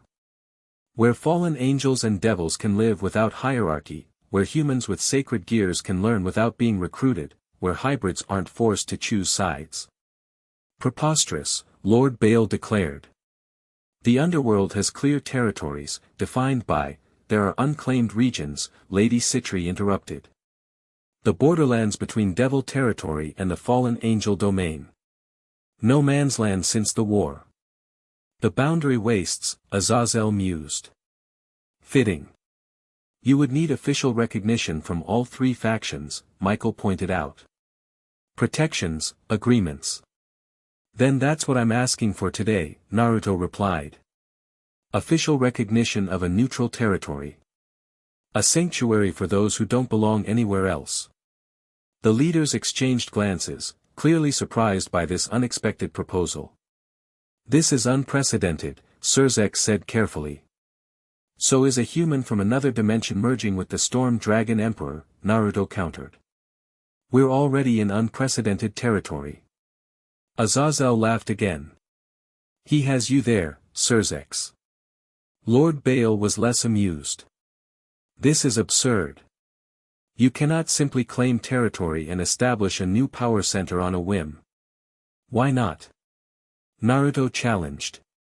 You're all here to negotiate peace, right? To find a new balance. Well, here's my contribution to that balance, a buffer zone between your territories, populated by people who understand all sides because they carry pieces of each within them. A thoughtful silence fell over the assembly. Even Lord Bale seemed momentarily at a loss for counterarguments. Finally, Lady Citri spoke. There is wisdom in this proposal. The borderlands have been contested for centuries, causing ongoing tensions. A neutral territory could indeed serve as a buffer. It would require careful negotiation, Michael added. Boundaries, governance, protections against exploitation. I'm willing to work out the details, Naruto assured them. But the core principle is non-negotiable, it will be a true sanctuary, not under the control of any existing faction. Surzex studied Naruto with new respect. When you first arrived, I thought you might be a weapon or a threat. I didn't consider you might be a diplomat. I'm full of surprises, Naruto grinned. So, do we have a starting point for discussion? The three faction leaders conferred briefly before Surzex addressed the assembly. We propose a temporary committee to explore the Dragon Emperor's suggestion. Representatives from all three factions, plus Naruto himself, will draft a proposal for this sanctuary. Sanctuary, Naruto repeated, liking the sound of it. That works. Not everyone looked pleased, Lord Bale and several traditional devils clearly opposed the idea, but with the support of the faction leaders, they couldn't openly reject it. There is one more matter, Michael said. While this committee works, where will the Dragon Emperor reside? Who will ensure he doesn't fall under undue influence from any faction? I have a suggestion, Azazel offered with a smile that made Naruto instantly wary. As Naruto pointed out, he works well with those who share his dual nature. I propose he continue residing with the Gremory household, but with a specific guardian assigned to him, one who understands his unique position. And who would that be? Surzex asked, though his expression suggested he already knew. Azazel's smile widened. Why, Akeno Himejima, of course. Half fallen angel, half human, now a devil. There's no one better positioned to understand the complexities of merged identities. Naruto couldn't hide his surprise, or the slight flush that rose to his cheeks. He glanced at Akeno, who looked equally startled. I would be willing, she said after a moment, her voice steady despite the personal nature of the discussion. As Riasa's queen, I can represent devil interests while understanding the fallen angel perspective. And as someone who's been training with Naruto already, you've established the necessary rapport, Azazel added, a knowing gleam in his eye that made Naruto suspect the fallen angel leader knew more about their relationship than he should. I have no objections, Surzek said, glancing at his sister, who nodded her agreement. Nor do I, Michael added. The arrangement seems most appropriate. And just like that, it was settled. Naruto would remain at Koho under Akeno's guardianship, while the committee worked on his sanctuary proposal. The rest of the summit proceeded with discussions of treaties, non-aggression pacts, and other diplomatic matters that Naruto found less interesting than his own unexpected political debut. When the formal proceedings finally concluded, Naruto found himself surrounded by well-wishers and curious supernatural beings from all factions, many expressing interest in his sanctuary idea. You've created quite a stir, Akeno commented when she finally managed to reach his side. Everyone's talking about the Dragon Emperor who wants to change the world. Not the whole world, Naruto corrected. Just a piece of it. A place where people like us don't have to choose between parts of themselves. Her expression softened. It's a beautiful idea. I just hope you realize how difficult it will be to implement. When has difficult ever stopped me? He grinned. Besides, now I have an official guardian to help me navigate all this political stuff. Akeno raised an eyebrow. Yes, about that, did you know Azazel was going to propose that arrangement? Not a clue, Naruto admitted. Though I can't say I'm disappointed with how it turned out. Nor am I, she replied with a small smile. Though I suspect Azazel knows more about us than I'm comfortable with. He strikes me as the type who knows more about everything than anyone's comfortable with. Their conversation was interrupted by the approach of an unexpected figure, a tall man with black hair and the unmistakable wings of a fallen angel, though he kept them concealed at the moment. Akeno, the man said, his voice deep and hesitant. She tensed immediately, her expression closing off. Barakiel. Naruto glanced between them, instantly understanding. This was Akeno's father, the fallen angel who hadn't been there when her mother was killed. I'll give you two some privacy, Naruto offered, but Akeno caught his arm. Stay, she said quietly. Please. He nodded, moving closer to her side in silent support. Barakiel's eyes flickered to Naruto, then back to his daughter. You fought well yesterday. Your lightning, it's grown stronger. I've had no choice but to grow stronger, she replied coldly. Akeno, the fallen angel began, then stopped, struggling with his words. I heard about your new assignment. Guardian to the Dragon Emperor. He looked at Naruto more carefully. You're not what I expected. I get that a lot, Naruto replied evenly. Your proposal today was unexpected, Barakiel continued. A sanctuary for those of mixed heritage. His eyes returned to Akeno. It made me think of your mother. Of what might have been if such a place had existed. Akeno's composure wavered slightly. Don't bring her into this. I failed you both, Barakiel said simply. I know that. Nothing I say can change it. He reached into his coat and withdrew a small package wrapped in silk. This belonged to your mother. I've kept it safe, hoping someday I could return it to you. He held it out, not approaching closer, respecting the distance Akeno maintained. After a long moment of hesitation, Akeno stepped forward and took the package. She didn't open it, simply held it in her hands. Thank you, she said stiffly. Barakiel nodded, understanding this wasn't forgiveness, merely acknowledgement. If your sanctuary comes to be, he said to Naruto, I would offer my support. Not officially, My position in the Grigori is complicated, but whatever assistance I can provide personally. Why would you help? Naruto asked directly. Because I've seen what happens when worlds collide and those caught between suffer the consequences. Barakiel's eyes lingered on Akeno. And because some mistakes can never be undone, only learned from. With that, he bowed slightly to them both and walked away, leaving Akeno staring at the silk-wrapped package in her hands. You okay? Naruto asked gently. I don't know, she admitted. I've spent years hating him. It's disorienting to see him like this. You don't have to decide how you feel about him right now, Naruto said. Or ever, really. That's your choice. She nodded, carefully tucking the package away. Another time. Today has been eventful enough. She looked up at him with a small smile returning to her lips. Dragon Emperor Naruto Uzumaki, creating diplomatic incidents and proposing revolutionary ideas. You certainly know how to make an entrance into supernatural politics. Just being myself, he replied with a grin. So, Guardian, what happens now? Now, she said, taking his hand discreetly, we begin planning your conquest of the underworld. Though not quite in the way anyone expected. I like the sound of that, Naruto agreed, giving her hand a gentle squeeze. Conquering hearts instead of territory. Starting with mine, she added softly.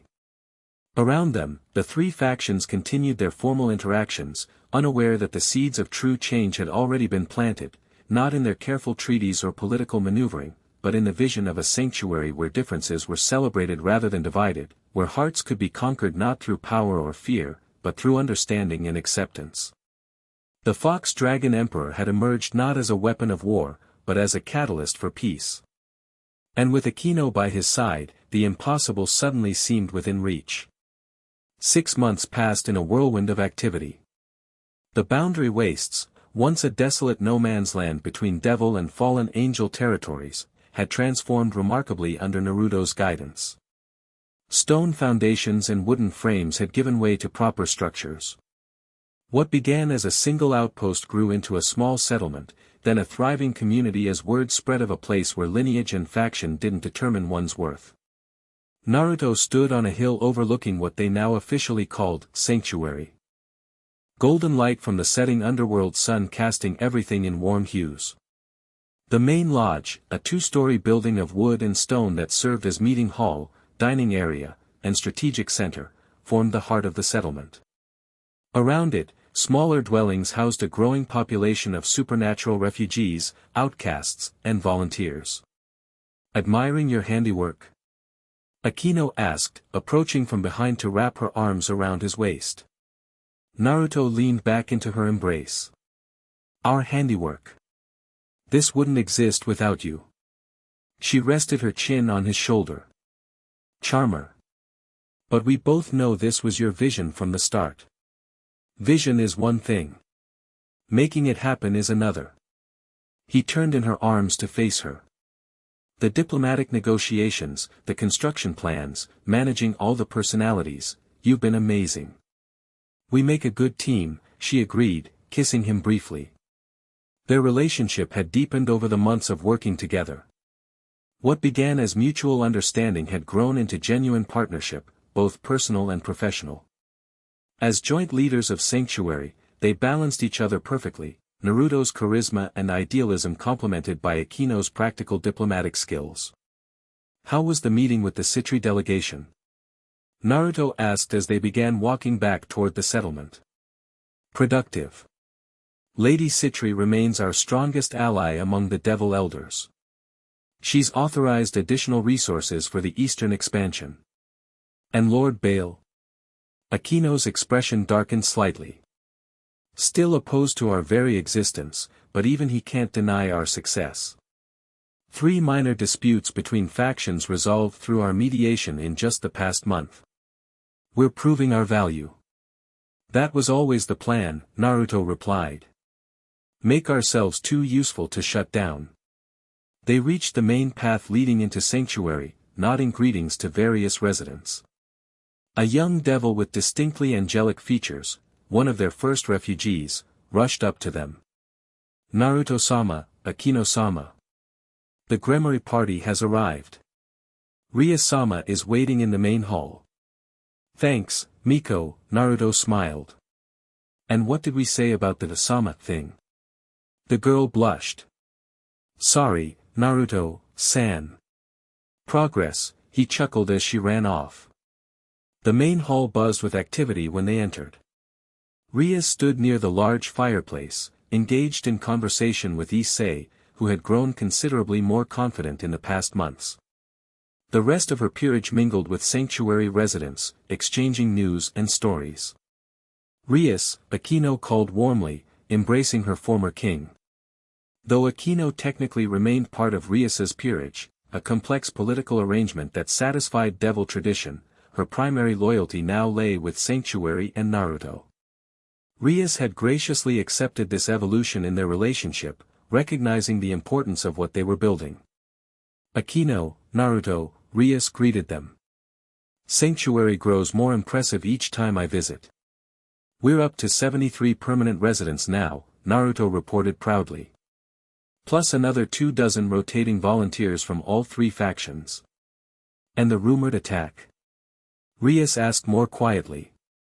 Naruto's expression turned serious.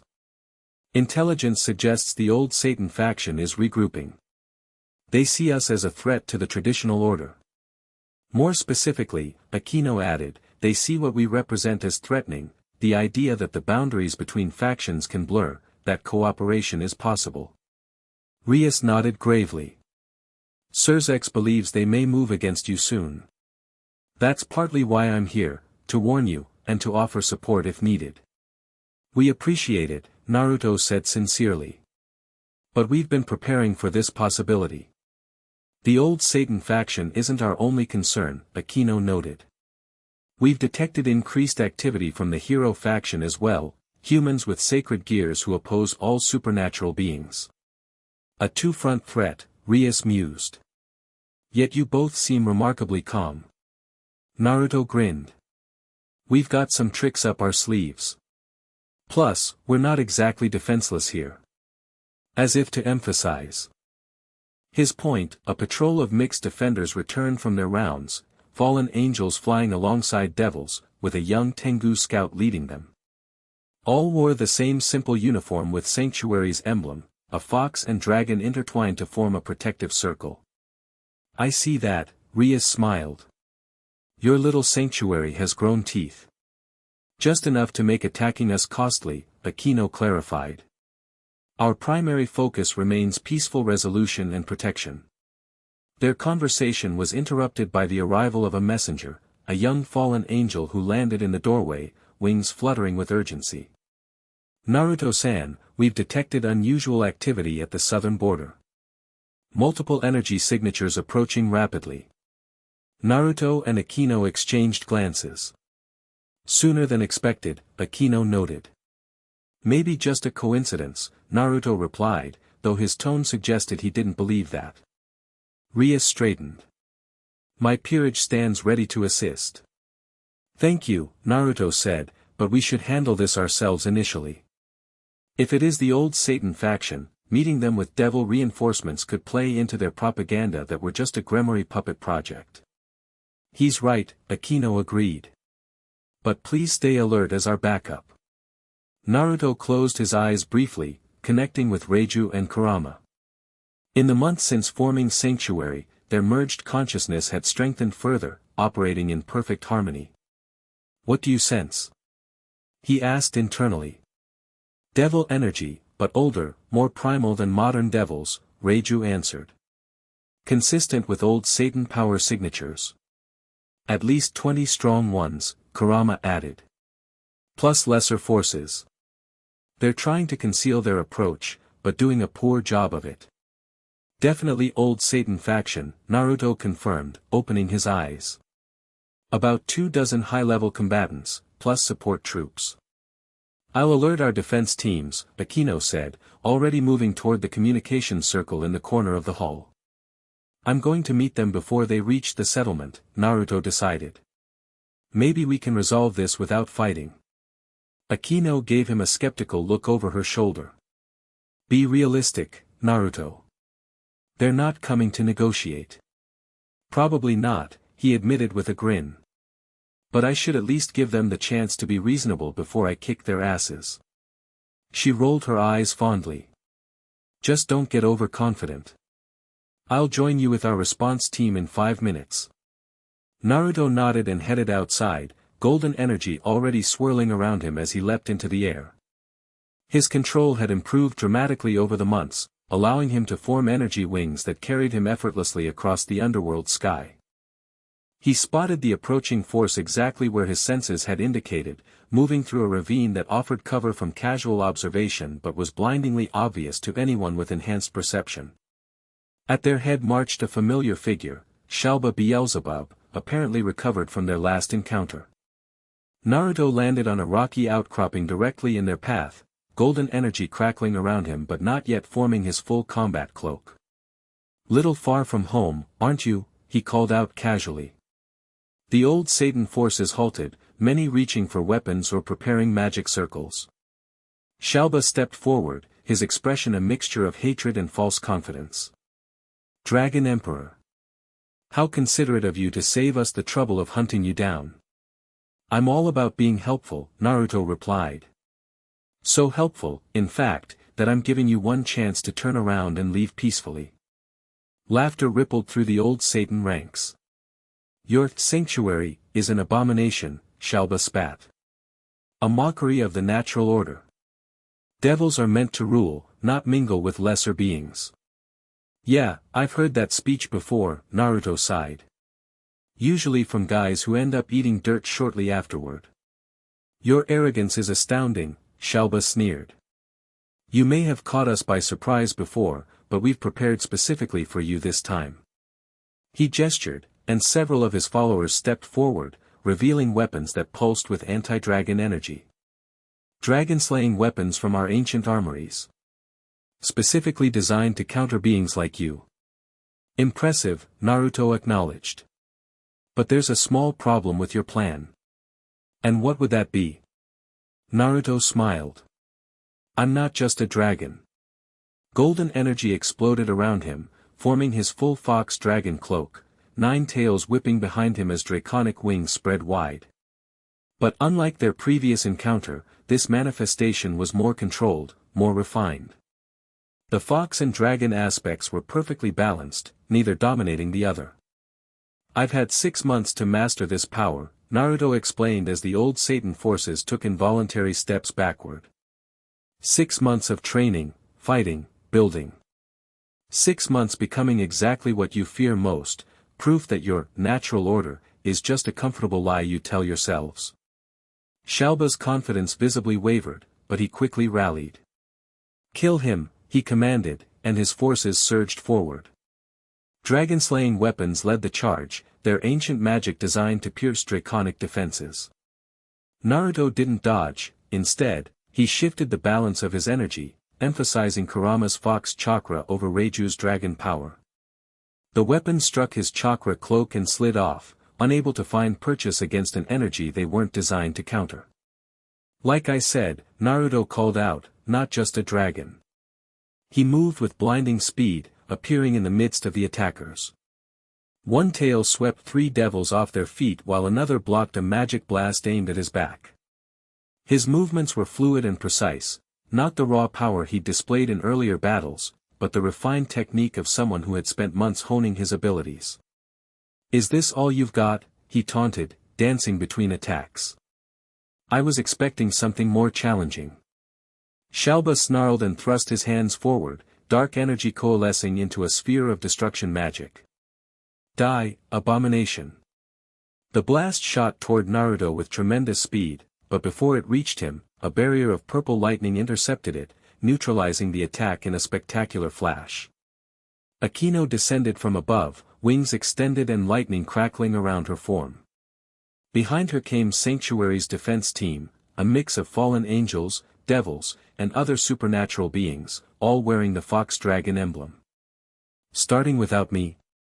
Akeno asked, landing beside Naruto with a playful smile that belied the deadly lightning dancing between her fingers. Just warming them up for you, he replied with a grin. Shalba's eyes darted between them and the reinforcements. For the first time, uncertainty crossed his face. Surrender, Shalba, Naruto offered seriously. No one needs to die today. Never, the old Satan descendant hissed. I would rather die than submit to this perversion of our heritage. That can be arranged, Akeno said coldly, purple lightning intensifying around her. Naruto placed a gentle hand on her shoulder. Let's try not to kill anyone if we can help it. Remember, we're not just defending Sanctuary, we're showing everyone what it stands for. She nodded, moderating her power slightly. Shalba interpreted this exchange as weakness and pressed his advantage. All forces, attack. Show no mercy. The battle erupted in full force, magic circles flaring as energy blasts crisscrossed the ravine. Sanctuary's defenders moved with surprising coordination, protecting each other regardless of species or faction. A fallen angel created a shield to protect a young devil. A Tengu carried a wounded half-breed to safety. They fought not as separate entities, but as a unified force. In the center of it all, Naruto and Akeno moved in perfect sync, their powers complementing each other as they had since their first battle together. His golden energy and her purple lightning intertwined, creating devastating combination attacks that overwhelmed the old Satan force's defenses. They're retreating, someone called as the enemy began to fall back. Shalba, seeing his forces decimated without a single sanctuary casualty, snarled in frustration. This isn't over, Dragon Emperor. The true devils will never accept your mongrel sanctuary. Naruto appeared before him in a flash of golden light. You still don't get it, do you? This isn't about acceptance from people like you. He gestured to the defenders behind him. It's about creating something new, something better than the old hatreds and divisions. Naive fool, Shalba spat. You think you can change thousands of years of history with a few months of playing peacemaker? Not overnight, Naruto admitted. But every person who finds acceptance here, every conflict we resolve peacefully, that's another step forward. Touching, Shalba sneered. But ultimately futile. He raised his hand, dark energy gathering for a final, desperate attack. Before he could release it, a hand shot out and gripped his wrist. To everyone's shock, Lord Baal stood beside him, having appeared through a transportation circle. Enough, Shalba, Baal commanded. You've embarrassed yourself and our cause sufficiently for one day. Lord Baal, Shalba gasped. I didn't expect, clearly, Baal cut him off, releasing his wrist with disdain. He turned to face Naruto, his expression unreadable. Dragon Emperor. Lord Baal, Naruto returned the greeting cautiously. I assume this attack wasn't sanctioned by the devil government. It was not, Baal confirmed. Whatever my personal feelings about your project, the current administration has recognized Sanctuary's protected status. Naruto couldn't hide his surprise. That's new. Politics makes for strange bedfellows, Baal replied cryptically. The old Satan faction threatens the stability of the underworld. For now, that makes them a greater concern than your cultural experiment. The enemy of my enemy? Naruto suggested. Something like that. Baal surveyed the battlefield, where the remaining old Satan forces were being disarmed and restrained. Impressive defensive capabilities for such a young settlement. We've had good motivation to develop them, Akeno remarked, joining Naruto's side. Baal's eyes flicked to her, then back to Naruto. Indeed.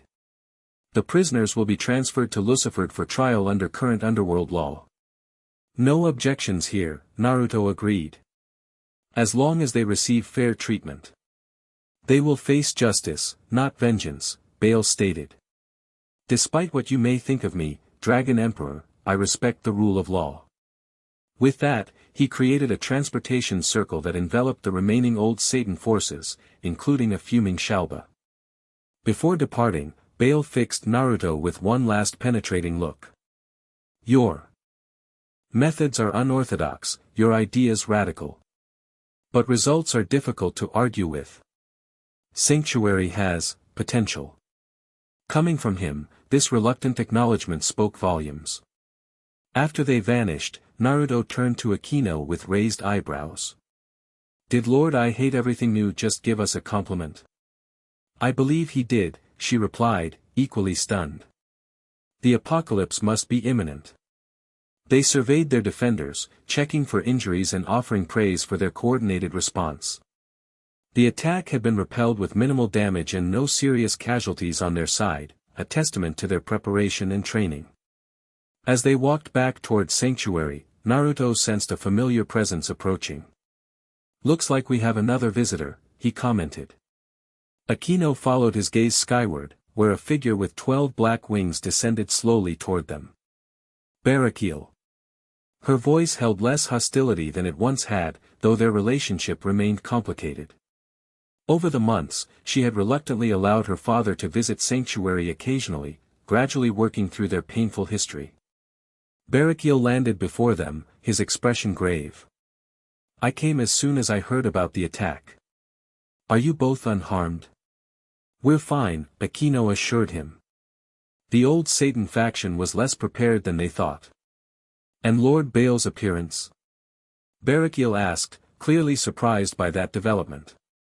Politics, Naruto explained. The devil government seems to have decided we're the lesser of two evils compared to the old Satan faction. Barakiel nodded thoughtfully. A significant shift. The balance of power continues to evolve. He looked around at the defenders returning to Sanctuary. What you've built here, it's remarkable. It's still growing, Naruto replied. Both physically and as an idea. That's what worries your opponents most, Barakiel observed. Not your power, formidable though it is, but the concept you represent. The proof that cooperation isn't just possible but beneficial.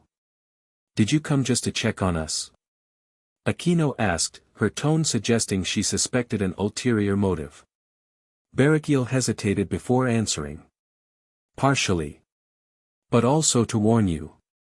The hero faction has been increasingly active. Our intelligence suggests they've taken an interest in Sanctuary. We've heard rumors, Naruto acknowledged. But no confirmed sightings yet. They operate differently than supernatural factions, Barakiel cautioned. More subtle, more strategic. By the time you detect them, they're usually already executing their plan. We'll increase surveillance, Akeno decided. And brief our security teams. I can provide additional intelligence, Barakiel offered. Unofficially, of course. Akeno studied her father for a moment before nodding. We would appreciate that. The small exchange, not warm, but cooperative, represented months of gradual healing. Naruto squeezed Akeno's hand supportively, knowing how difficult this evolving relationship was for her. I should return before my absence is noticed, Barakiel said. But I'll send what information I have through our usual channels. After he departed, Naruto and Akeno continued towards Sanctuary, where residents had gathered anxiously for news of the battle. Another crisis averted, Naruto remarked. For now, Akeno added realistically. The old Satan faction won't give up so easily, and if the hero faction is truly targeting us, we'll handle it, Naruto assured her. One challenge at a time. It's what we do. They reached the edge of the settlement, where cheers erupted as residents spotted them returning safely. What had begun as a radical idea had become a thriving community, proof that the barriers between factions could indeed be broken down. You know, Akeno said thoughtfully as they walked through the welcoming crowd, when you first proposed this sanctuary, I believed in you, but part of me wondered if it was actually possible. And now? She smiled, gesturing to the diverse faces around them, former enemies now working together, outcasts who had found acceptance, children of mixed heritage growing up without shame. Now I'm wondering what other impossible things we might accomplish next. Naruto grinned, the Fox Dragon Emperor who had conquered not through force but through vision and determination. I've got a few ideas. As they reached the main hall, Rias greeted them with visible relief. I was about to come after you. The lookouts reported quite a light show. Nothing we couldn't handle, Naruto assured her. With a surprising assist from Lord Bale, of all people, Akeno added, still sounding incredulous about that development. Rias's eyebrows shot up. Bale? The same Lord Bale who called your sanctuary a disgraceful mutation in the proud body of Devil Society just last month? The very same, Naruto confirmed. Politics make strange bedfellows, apparently. Stranger by the day, Rias agreed. Which reminds me, Surzek sent a message while you were gone. The Devil government is officially recognizing Sanctuary's ambassador status. You'll have representation at the next Underworld Council. Naruto and Akeno exchanged surprised glances. That's unexpected, Akeno said. But welcome, Naruto added. Another step toward legitimacy. Rias smiled knowingly. You're changing things faster than anyone anticipated, Naruto. When you first arrived in our world, I thought you might be a disruption. I never imagined you'd become a revolutionary. Not a revolutionary, he corrected. Just someone who sees things differently. Where others saw division, I saw possibility. And where others saw an outsider, I saw a kindred spirit, Akeno added softly, taking his hand. The three of them looked out over Sanctuary as evening fell, magical lights illuminating the pathways between buildings. What had once been a desolate borderland had become a symbol of hope and change, not through conquest of territory, but through conquest of hearts and minds. So what's next for the Fox Dragon Emperor and his sanctuary? Rias asked. Naruto grinned, golden energy briefly flashing in his eyes. The underworld's just the beginning.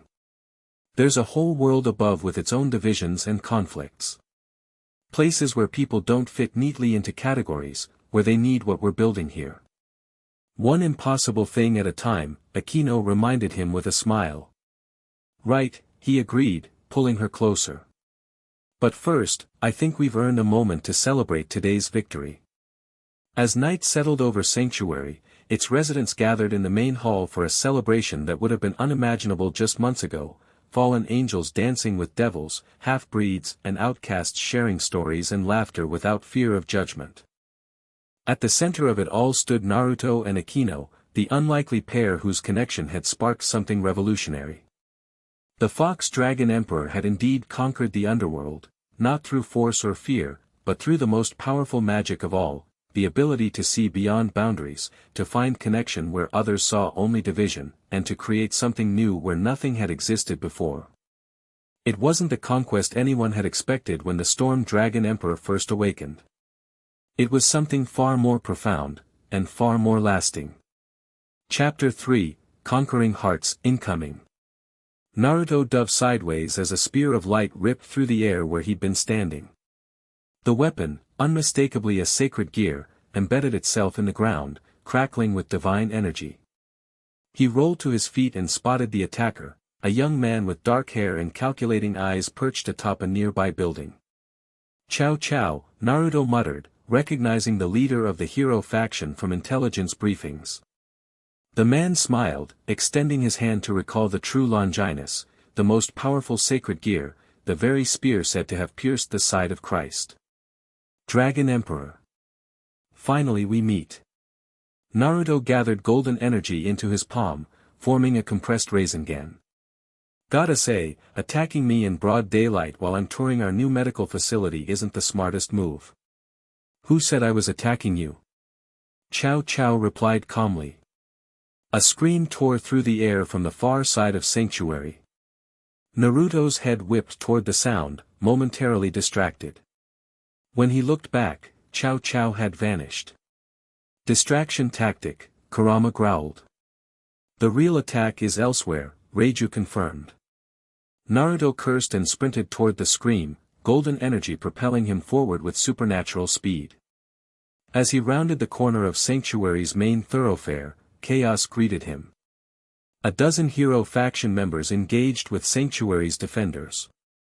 Sacred gears of various types flashed in the sunlight as they clashed with devil magic, fallen angel light spears, and Yukai abilities. Unlike the old Satan faction's frontal assault months earlier, this attack was precise, surgical strikes at key points throughout the settlement. Akeno appeared above the fray, purple lightning cascading from her fingertips to drive back two attackers. Her eyes met Naruto's across the battlefield, a silent communication passing between them. North side under attack too, Kurama informed him, sensing through their enhanced perception. They're targeting the communications hub. Divide and conquer, Naruto muttered. Smart. He formed 3 shadow clones, a technique he'd finally remastered by adapting his chakra to this world's energy systems. Help Akeno here, he instructed one. To the others, north side and east perimeter. I'm going after their leader. The clones nodded and split off as Naruto focused on tracking Cao Cao. The hero faction leader had moved with purpose, not retreating, but heading somewhere specific. Realization hit him like a lightning bolt. The artifact vault. Beneath Sanctuary's main hall lay a secure chamber housing powerful items deemed too dangerous for general use, including several they'd confiscated from the old Satan faction. If the hero faction gained access. Naruto pushed his speed to the limit, golden energy streaming behind him as he raced toward the main hall. He burst through the doors to find Cao Cao standing before the sealed vault entrance, true Longinus already glowing as it worked to dismantle the protective barriers. Looking for something? Naruto asked, landing lightly behind him. Cao Cao didn't seem surprised. Dragon Emperor. Impressive speed. Cut the compliments. What do you want with our vault? The better question, Cao Cao replied, turning to face him, is why you're harboring items that could destroy the human world. They're secured precisely to prevent that, Naruto countered. We're protecting all realms, including the human world. Cao Cao twirled his spear casually. Noble sentiment.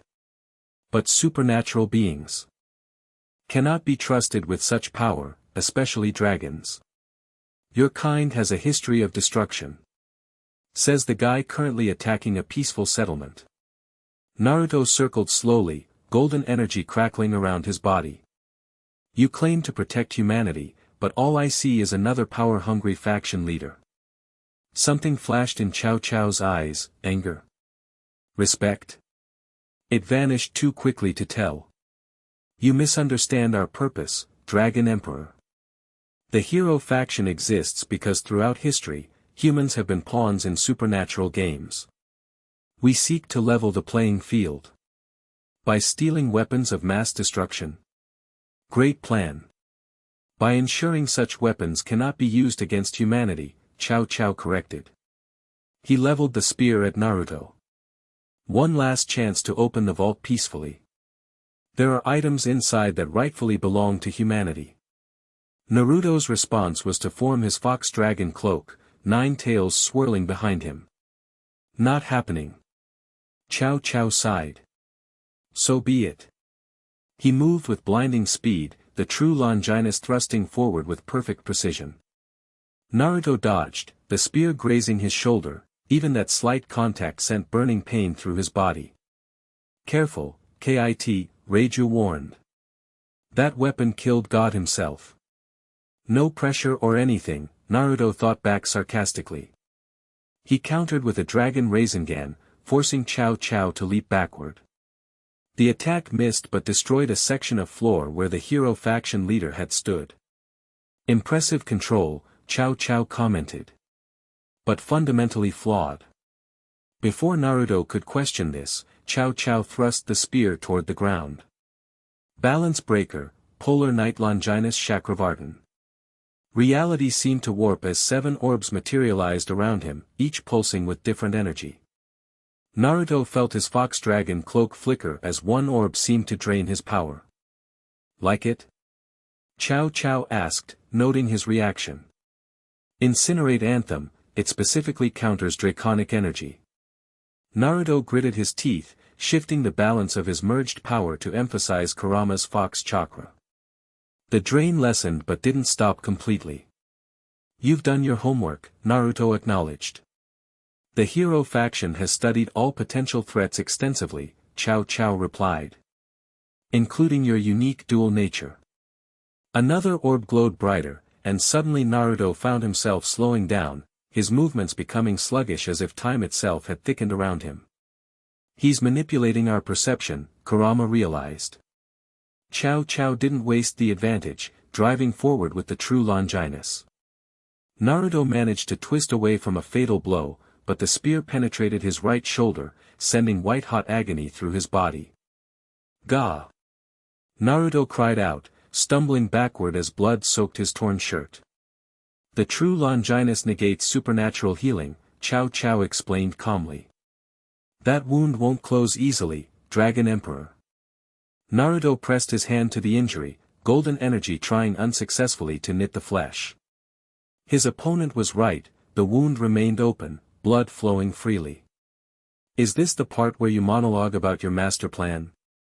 Naruto asked, buying time to analyze his opponent's abilities. Cao Cao actually laughed. "I'm not a villain from a manga, Naruto Uzumaki. I'm a pragmatist. The artifacts in that vault are too dangerous to remain in supernatural hands, especially with the balance of power shifting so rapidly." "Because of Sanctuary?" "Precisely." Cao Cao circled slowly, the 7 orbs rotating around him. "Your little experiment has accelerated changes that were already underway. The old boundaries are dissolving. Humans need protection now more than ever." Despite the pain, Naruto found himself curious. "You're not entirely wrong about the old systems failing, but your solution is just more violence. Sometimes destruction precedes necessary creation," Cao Cao replied. "You should understand that concept, given your own world's history." Naruto's eyes narrowed. "How do you know about my world?" "The hero faction has extensive intelligence networks. Your arrival through dimensional barriers created ripples we detected. Your history, Orphan Jinchuriki, hero of the 4th Ninja War, it's fascinating." "He's stalling," Kurama warned. "Keeping you talking." "Something else is happening," Reiju added. "I sense multiple energy signatures approaching the vault from below." Naruto realized the truth instantly, this confrontation was another distraction. The real operation was happening elsewhere. "Your friends are tunneling in from below," he stated flatly, watching Cao Cao's expression for confirmation. The hero faction leader's slight smile was answer enough. "As I said, we've studied you extensively. We anticipated you'd detect the surface attack and respond personally. So this whole confrontation is just to keep me busy." "Not entirely. Testing your capabilities has value of its own." Naruto's mind raced. He needed to end this quickly and stop the tunnel team, but Cao Cao's balance breaker gave him multiple advantages simultaneously. "We need to disrupt his concentration," Kurama suggested. "Or overpower him completely," Reiju countered. An idea formed in Naruto's mind, risky but potentially effective. He staggered slightly, letting blood drip more visibly from his wound, projecting greater weakness than he actually felt. "The famous Naruto Uzumaki," Cao Cao observed. "Not quite living up to your reputation today." "Maybe I'm just full of surprises," Naruto replied, then suddenly slammed his uninjured hand against the floor. Sanctuary Override Protocol, Lockdown. Golden energy spread from his palm across the floor in a complex seal pattern, one they'd installed months ago as a last resort security measure. The entire building shuddered as barrier seals activated throughout, cutting off all external energy signatures. Cao Cao's eyes widened slightly. "Clever. But that traps you in here with me. Does it?" Naruto grinned. With the outside interference blocked, he drew deeply on his merged power. Fox dragon energy erupted around him, more intense than before. "Or does it trap you in here with me?" He moved with renewed speed, appearing behind Cao Cao before the hero faction leader could react. One energy-cloaked tail slammed into his back, sending him crashing into the far wall. The 7 orbs scattered momentarily before regrouping around their master as Cao Cao rose, wiping blood from his lip. Impressive recovery. I've been fighting guys who underestimate me my whole life, Naruto replied. You're just the latest. The vault behind them pulsed as someone tried to breach it from the other side. Naruto sensed multiple energy signatures. The tunneling team had reached their target. Cao Cao noticed his divided attention. Your barrier may block external communication, but my team will break through eventually. They can try, Naruto replied confidently. But that vault is protected by more than just barriers. As if on cue, alarms blared throughout the complex. Emergency lights bathed the hall in crimson as Sanctuary's defense protocols activated. Your team just triggered the secondary defenses, Naruto explained. Anyone attempting unauthorized access gets transported to our holding cells. Neat trick we borrowed from the Devil Prison system. Cao Cao's expression hardened. You've thought of everything. Not everything, Naruto admitted. Just enough to stay one step ahead of people like you. The hero faction leader reassessed the situation rapidly, clearly calculating his odds. With his team captured and Naruto's power apparently undiminished despite his injury, those odds had shifted dramatically. This round to you, Dragon Emperor, Cao Cao conceded, the orbs around him pulsing brighter. But the game continues. Before Naruto could stop him, one orb expanded into a blinding flash. When the light faded, Cao Cao had vanished, somehow bypassing the lockdown barriers. Dimensional transportation, Naruto muttered. Didn't see that coming. He released the lockdown protocol, the golden seals fading from the floor. Almost immediately, the main doors burst open as Akeno rushed in. Lightning still crackling around her fingers. Naruto, she exclaimed, spotting his bloody shoulder. She was at his side instantly. You're hurt. It looks worse than it is, he assured her, though the pain suggested otherwise. Cao Cao got in a lucky shot with the true Longinus. Her expression darkened as she examined the wound. This won't heal normally. We need specialized treatment. She helped him to his feet. The attack? Coordinated. They targeted multiple locations simultaneously while trying to breach the vault. Naruto winced as movement pulled at his injury. Did we capture any of them? Several, Akeno confirmed. Including their tunneling team, thanks to your lockdown. Cao Cao escaped. Had some kind of dimensional transport ability I wasn't prepared for. Naruto leaned against her slightly as they walked toward the exit. Status report. 3 defenders injured, none critical. Minimal structural damage. Communications hub was targeted but successfully defended. Her professional tone couldn't quite hide her concern as she glanced at his wound. They were extremely well informed about our layout and defenses. They've been watching us, Naruto confirmed. Cao Cao knew things he shouldn't have, about Sanctuary, about me, even about my original world. Akeno's eyes narrowed. We have a spy. Or they have technology we're not familiar with. Either way, we need to, his words cut off as pain shot through his shoulder, the wound from the true Longinus pulsing with unnatural light. His knees buckled as the pain intensified. Naruto. Akeno caught him before he could fall. What's happening? The spear, he managed through gritted teeth. Something's still inside. We need Azazel, Akeno decided immediately. He's the only one with enough knowledge of sacred gears to help with this. She created a communication circle, bypassing normal channels to send an emergency signal directly to the fallen angel leader. Within moments, a transportation circle formed before them, and Azazel stepped through, his usually casual demeanor replaced by urgent focus when he saw Naruto's condition. True Longinus, he assessed immediately, examining the wound.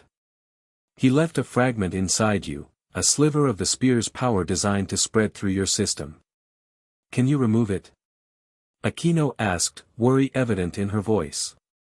Yes, but it won't be pleasant. Azazel's hands began glowing with complex magical formulas. Hold him steady. What followed was the most excruciating 10 minutes of Naruto's life. The fragment of divine power fought removal, burrowing deeper into his flesh each time Azazel nearly extracted it. Only the combined efforts of Kurama and Reiju prevented it from reaching his heart. Finally, with a triumphant exclamation, Azazel pulled a tiny glowing sliver from the wound. He quickly contained it in a specialized sealing vial. That, Naruto panted, sweat soaking his clothes, was not fun. The true Longinus is the most powerful sacred gear for a reason, Azazel replied, studying the sealed fragment with academic interest. Even this tiny piece contains tremendous power. Akeno helped Naruto to a nearby chair. Will he recover completely? He should, Azazel confirmed. Though I recommend at least 48 hours of rest to allow your unique healing abilities to fully address the damage. He pocketed the vial. This I'll keep for research, with your permission, of course. Naruto nodded wearily. Just make sure it doesn't fall into the wrong hands. Speaking of wrong hands, Azazel's expression turned serious. The hero faction's attack represents a significant escalation. They typically operate from the shadows, gathering power quietly. This direct assault suggests they see Sanctuary as an immediate threat to their plans. Or an opportunity, Akeno suggested. The artifacts in our vault would dramatically increase their capabilities. Precisely. Azazel ran a hand through his hair. The balance continues to shift. With the old Satan faction weakened and Sanctuary gaining legitimacy, the hero faction sees a moment to assert themselves. They won't stop with this failure, Naruto said, his strength gradually returning. Chow Chow struck me as the persistent type. He is, Azazel confirmed. One of the most dangerous humans alive, brilliant tactician, wielder of the true Longinus, and absolutely convinced of his cause's righteousness. Sounds familiar, Akeno remarked with a pointed look at Naruto. He managed a tired smile. Except I don't go around stabbing people and stealing their stuff. Not anymore, at least, she teased, referring to his prankster past. Azazel watched their interaction with barely concealed amusement. You two have come a long way from the suspicious fallen angel and the disoriented dimensional traveler I first heard about. Things change, Naruto shrugged, then winced as the movement pulled at his wound. Indeed they do. Azazel's expression turned thoughtful. Which reminds me, the peace conference between human nations and supernatural representatives is next month. As Sanctuary's founders, your presence has been specifically requested. Naruto and Akeno exchanged surprised glances. Human governments know about the supernatural world? Naruto asked. Only a select few at the highest levels, Azazel explained. But with increased sacred gear activity and events like the attempted Excalibur detonation becoming harder to cover up, more open dialogue has become necessary. And they want us there. Akeno sounded skeptical. Sanctuary represents something unprecedented, cooperation between traditionally opposed groups. Your model of integration has attracted attention far beyond the supernatural realm. Azazel smiled. Congratulations. Your little experiment in peaceful coexistence has become a diplomatic cornerstone. After Azazel departed with promises to send additional security recommendations, Naruto found himself in their private quarters, reluctantly confined to bed rest under Akeno's strict supervision. I can't just lie here while Sanctuary recovers from an attack, he protested as she changed his bandages. You can and you will, she replied firmly. The defense team has everything under control. Issei and Kiba arrived with reinforcements from Rias, and Barakiel is personally overseeing interrogation of the captured hero faction members. Naruto caught her hand as she finished with the bandage. And who's taking care of you? Her expression softened. I'm fine. You're exhausted, he countered gently.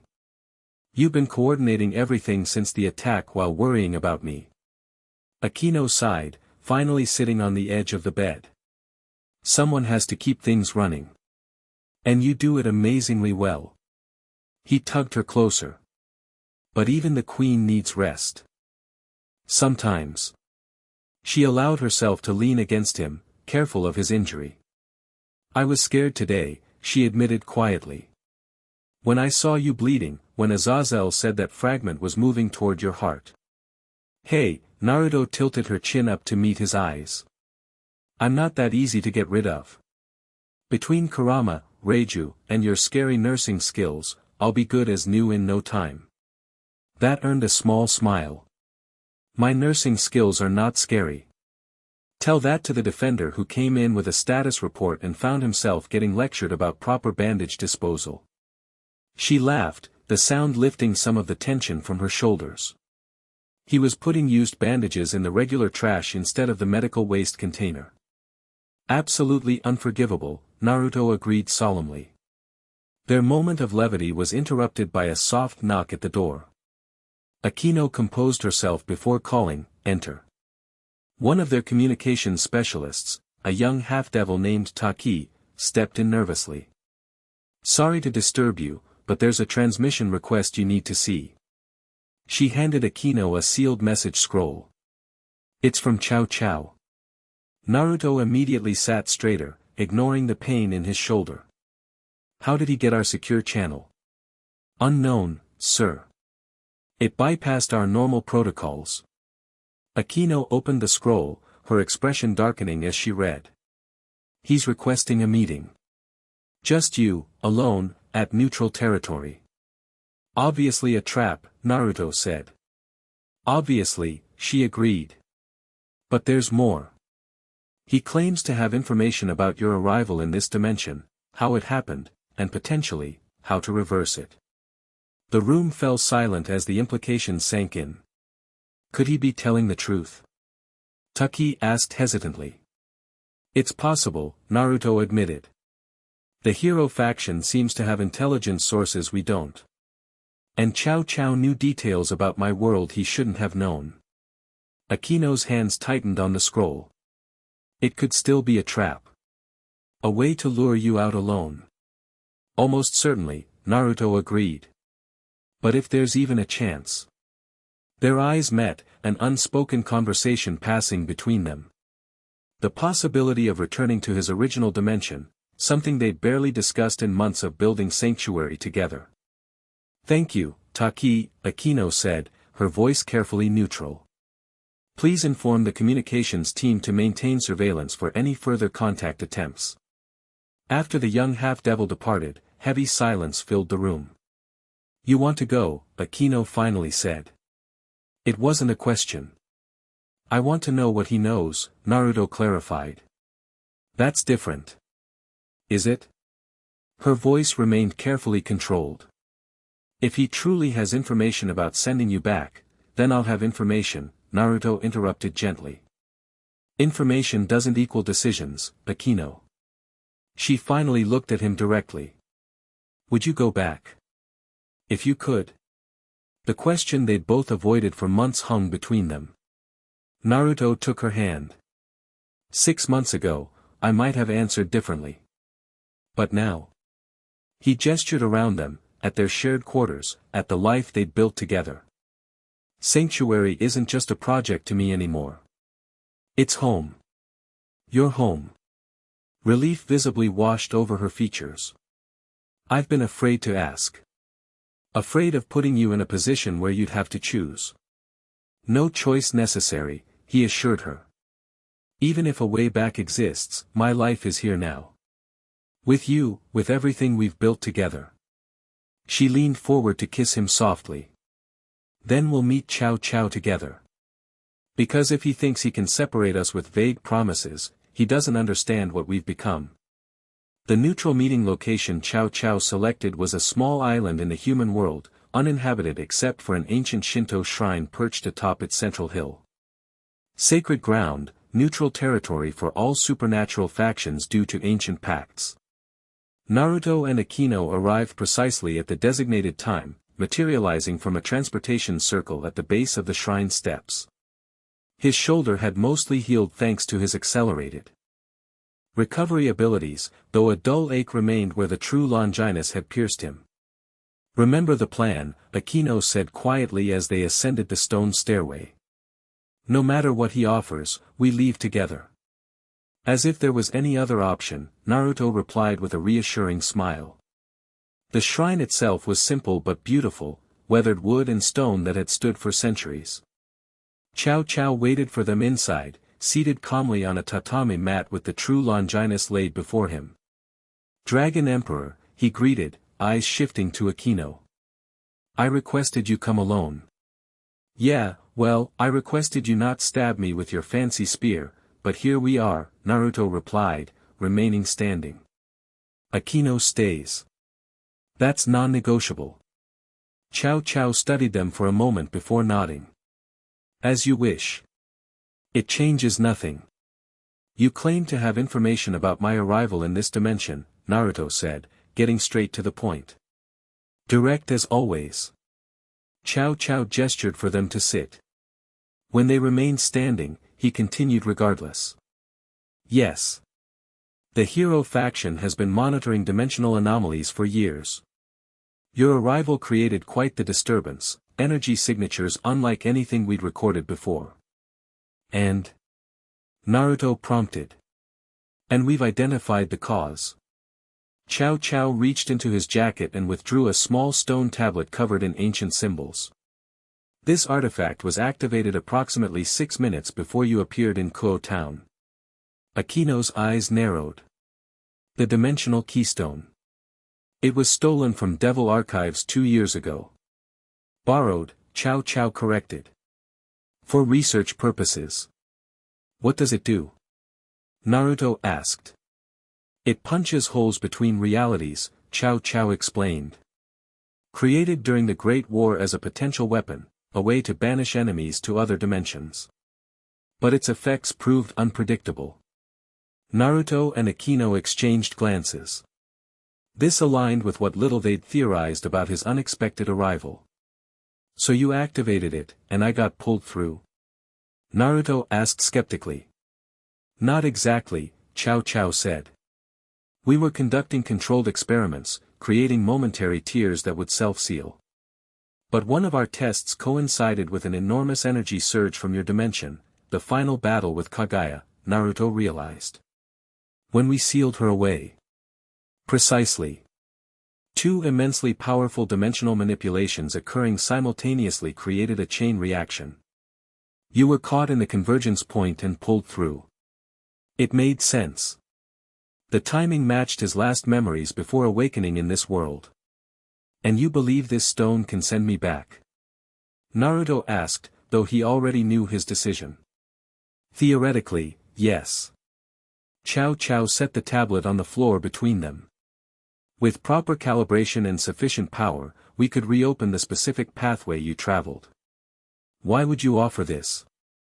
Akeno asked suspiciously. "After attacking Sanctuary?" Chow Chow's expression remained impassive. "The hero faction's goals are complex but focused, protecting humanity from supernatural threats. Naruto Uzumaki represents a unique case. You don't belong to this world, yet you've become a central figure in its power structure. So sending me home removes a player from the board," Naruto translated. A simplification, but essentially correct. Chow Chow leaned forward slightly. "Your sanctuary project has accelerated changes in the balance of power. Some beneficial, others concerning." "Concerning for who?" Naruto challenged. "For humans with sacred gears who want to control everything." "For humanity as a whole," Chow Chow countered. "Your intentions may be noble, but supernatural integration historically ends poorly for humans. We become pawns, pets, or prey." "Not in Sanctuary," Akeno stated firmly. "Humans with or without sacred gears have equal standing there." "For now," Chow Chow acknowledged. "But power dynamics inevitably shift. A devil lives for thousands of years. Fallen angels nearly as long.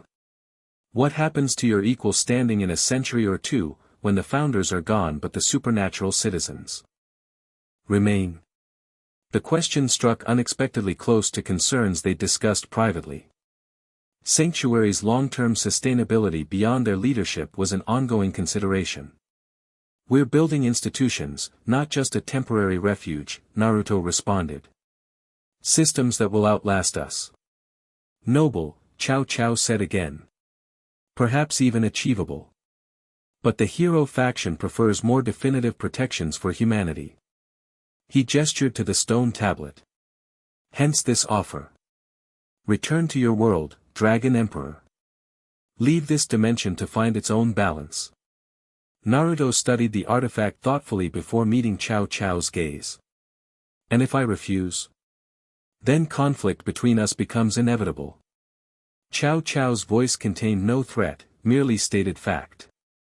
"Your vision for supernatural integration and our mission to protect humanity are fundamentally opposed." "They don't have to be," Naruto argued. "Sanctuary protects humans too, from being caught in crossfire between factions, from being exploited for their sacred gears." "Different approaches to the same problem," Cao Cao acknowledged. "But history favors our perspective. Supernatural beings, given time, always come to see humans as lesser." "Maybe that's because they've never had a place where everyone's treated equally," Naruto countered. "Where different natures are seen as strengths, not divisions." Cao Cao studied him for a long moment. "You truly believe this, don't you? That your sanctuary can change patterns established over millennia?" "I do," Naruto confirmed without hesitation. "Because I've seen it happening already. Former enemies working together.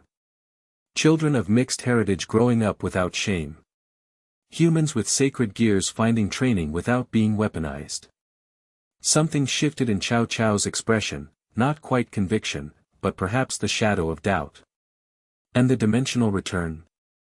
You're refusing?" "I am." Naruto took Akeno's hand openly. "My home is here now. My future is here." Cao Cao nodded as if confirming a suspicion. "I expected as much. The tablet is yours regardless," a gesture of respect between adversaries. He stood, retrieving his spear. "Our paths will cross again, Dragon Emperor. Perhaps as enemies, perhaps as something else. Time will tell which of our visions prevails. Or maybe both can exist side by side," Naruto suggested. "Protection doesn't have to mean isolation, Cao Cao." "An interesting perspective." The hero faction leader moved toward the shrine exit. "One I will consider. Until we meet again." After he departed, Naruto and Akeno remained, looking at the dimensional artifact left behind. "Do you think it's genuine?" she asked. "Probably," Naruto replied. "Though I'm more interested in why he really gave it to us." "You think he had ulterior motives?" "Definitely. Guys like that always do." He picked up the tablet carefully. "But whatever game he's playing, having this is better than not having it." Akeno stepped closer, studying the ancient symbols. "What will you do with it?" "Study it. Understand it." He tucked it securely into his jacket. "Knowledge is never a bad thing, even if I have no intention of using it the way he suggested." She looked at him searchingly. "You're absolutely certain about staying?" Naruto turned to her fully, taking both her hands in his. "Akeno, I left behind a world where I'd finally been accepted, where I had precious friends and a future as Hokage. That loss hurt, still hurts sometimes when I let myself think about it." Her expression softened with understanding. "But," he continued, "I've found something here I never expected, not just acceptance, but true partnership.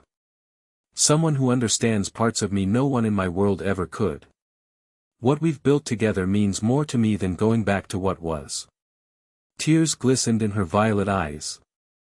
"I've been afraid to believe that completely. Afraid that someday you'd want to return." "Not happening," he assured her, pulling her close. "Besides, can you imagine me trying to explain to everyone back home that I'm now part dragon, in love with a half-fallen angel devil, and running a supernatural refugee camp in another dimension? She laughed against his shoulder.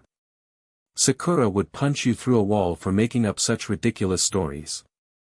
Exactly, he agreed, pleased she remembered details of his friends from his stories. My life is here now. No dimensional stone changes that. They departed the shrine together, the ancient tablet secure but irrelevant to their future. Whatever game Cao Cao was playing would have to wait for another day. For now, they had a sanctuary to protect, to nurture, to grow. 1 year after Naruto's arrival in the DxD world, Sanctuary had evolved beyond anyone's expectations. What began as a radical experiment in supernatural coexistence had become a recognized political entity with diplomatic ties to all major factions. The settlement itself had grown from a handful of buildings to a proper small city. The original main hall remained at its center, now surrounded by residential areas, training facilities, educational buildings, and gardens designed to accommodate diverse supernatural needs. Most remarkably, human presence had increased significantly. Sacred gear users seeking training without faction allegiance. Scholars studying supernatural phenomena. Even ordinary humans with supernatural connections who simply preferred Sanctuary's inclusive environment to the rigid hierarchies elsewhere. Naruto stood on the balcony of the expanded main hall, watching the sunset over their creation. The day had been long. Negotiations with human world representatives about officially recognizing Sanctuary as a sovereign entity had dragged on for hours, but productive. There you are, Akeno's voice called from behind him. She joined him at the railing, her ceremonial robes exchanged for more comfortable casual wear. The human delegation seemed impressed. They should be, Naruto replied with a grin. We've accomplished the impossible, convincing devils, angels, fallen angels, yokai, and now humans to all work together without killing each other. Mostly without killing each other, she corrected wryly, referring to the occasional diplomatic incident that still required their intervention. Progress is progress, he shrugged. They stood in comfortable silence, watching residents move through the streets below. A young devil child played catch with a human boy while their parents chatted nearby. A fallen angel instructor demonstrated flight techniques to a mixed group of students. A former hero faction member, one of several who had defected to Sanctuary after witnessing its success, discussed sacred gear control with Issei, who visited regularly as Ryasa's representative. Sometimes I can't believe how far we've come. Akeno said softly. From that first day when you arrived, confused and soaking wet in Kuo town. And you thought I was some weird sacred gear user, Naruto recalled with a laugh. To be fair, you were pretty weird, she teased, bumping her shoulder against his. Still am, he countered. Just differently weird now. Their playful moment was interrupted by the arrival of Barakiel, who approached with uncharacteristic hesitancy. Apologies for the intrusion, he said formally. The preparations for tomorrow's ceremony are complete. Thank you, Akeno replied, her relationship with her father having evolved to professional cordiality, if not full reconciliation.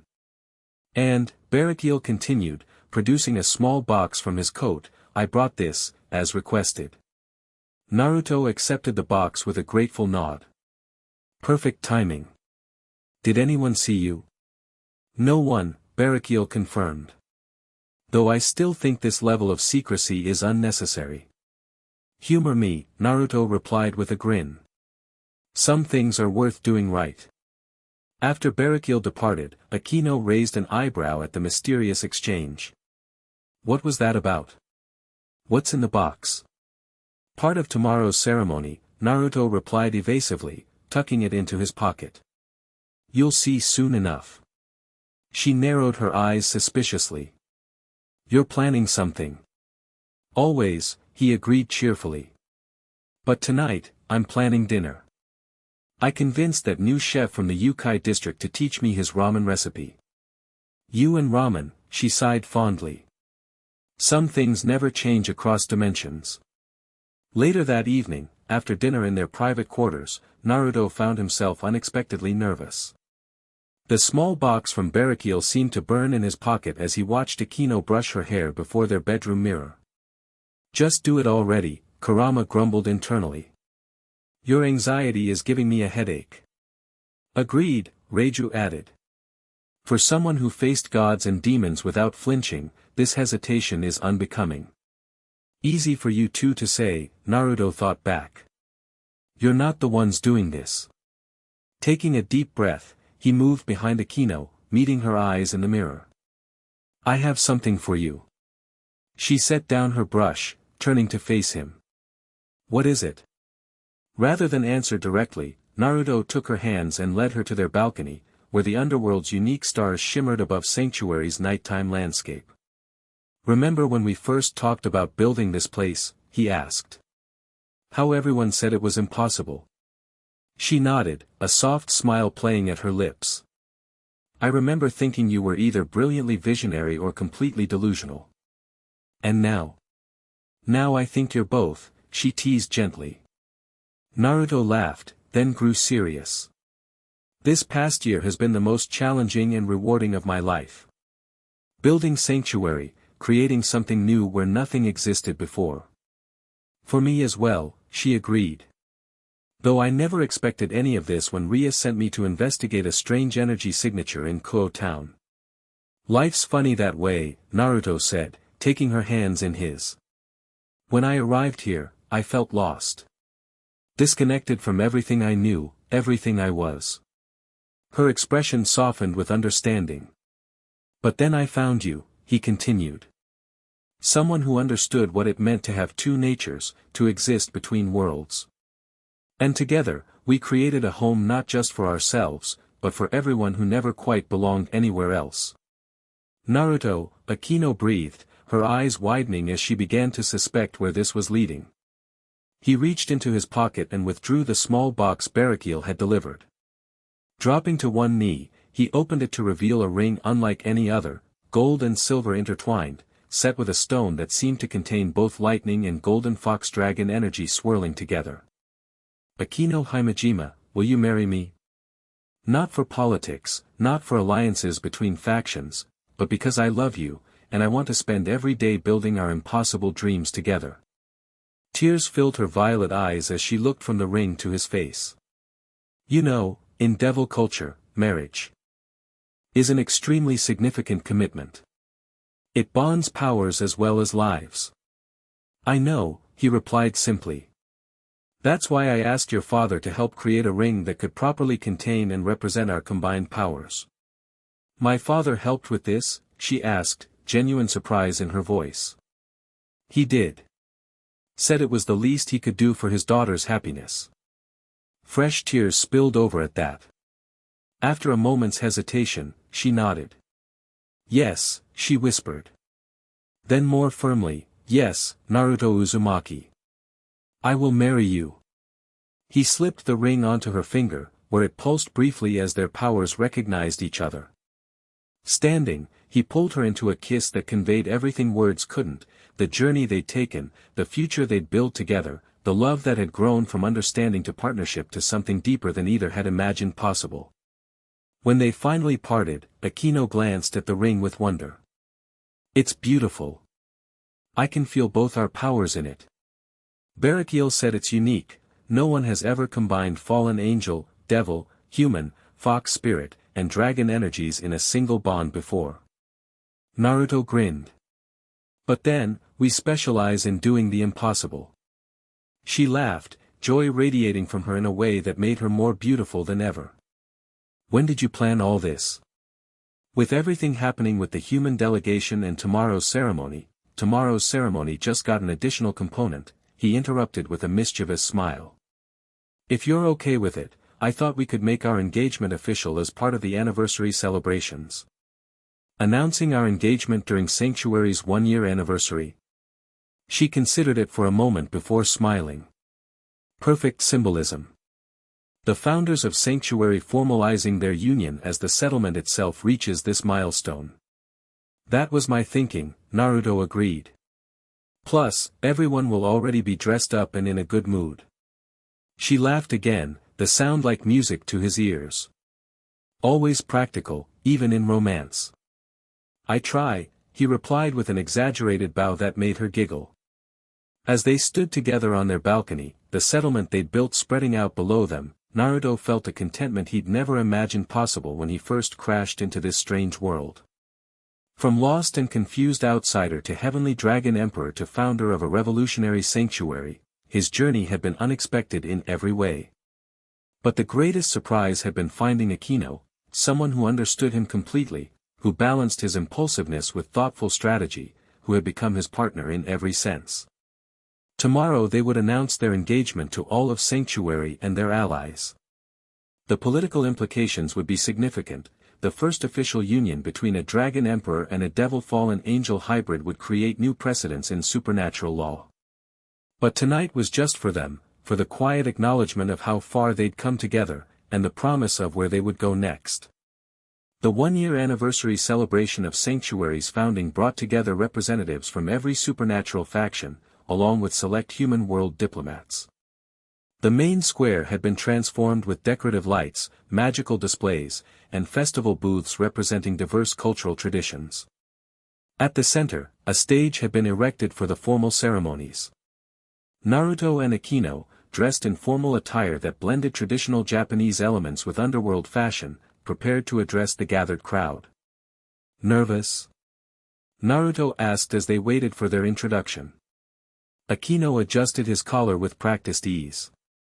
About the speech or the announcement? Both, I guess. She smiled, the engagement ring gleaming on her finger. They'd kept it concealed with a simple illusion for the public parts of the day. Surprisingly, no. This feels right, like the natural next step in our journey. Before Naruto could respond, Rias approached, resplendent in her formal grimoire attire. It's time, she informed them with a knowing smile.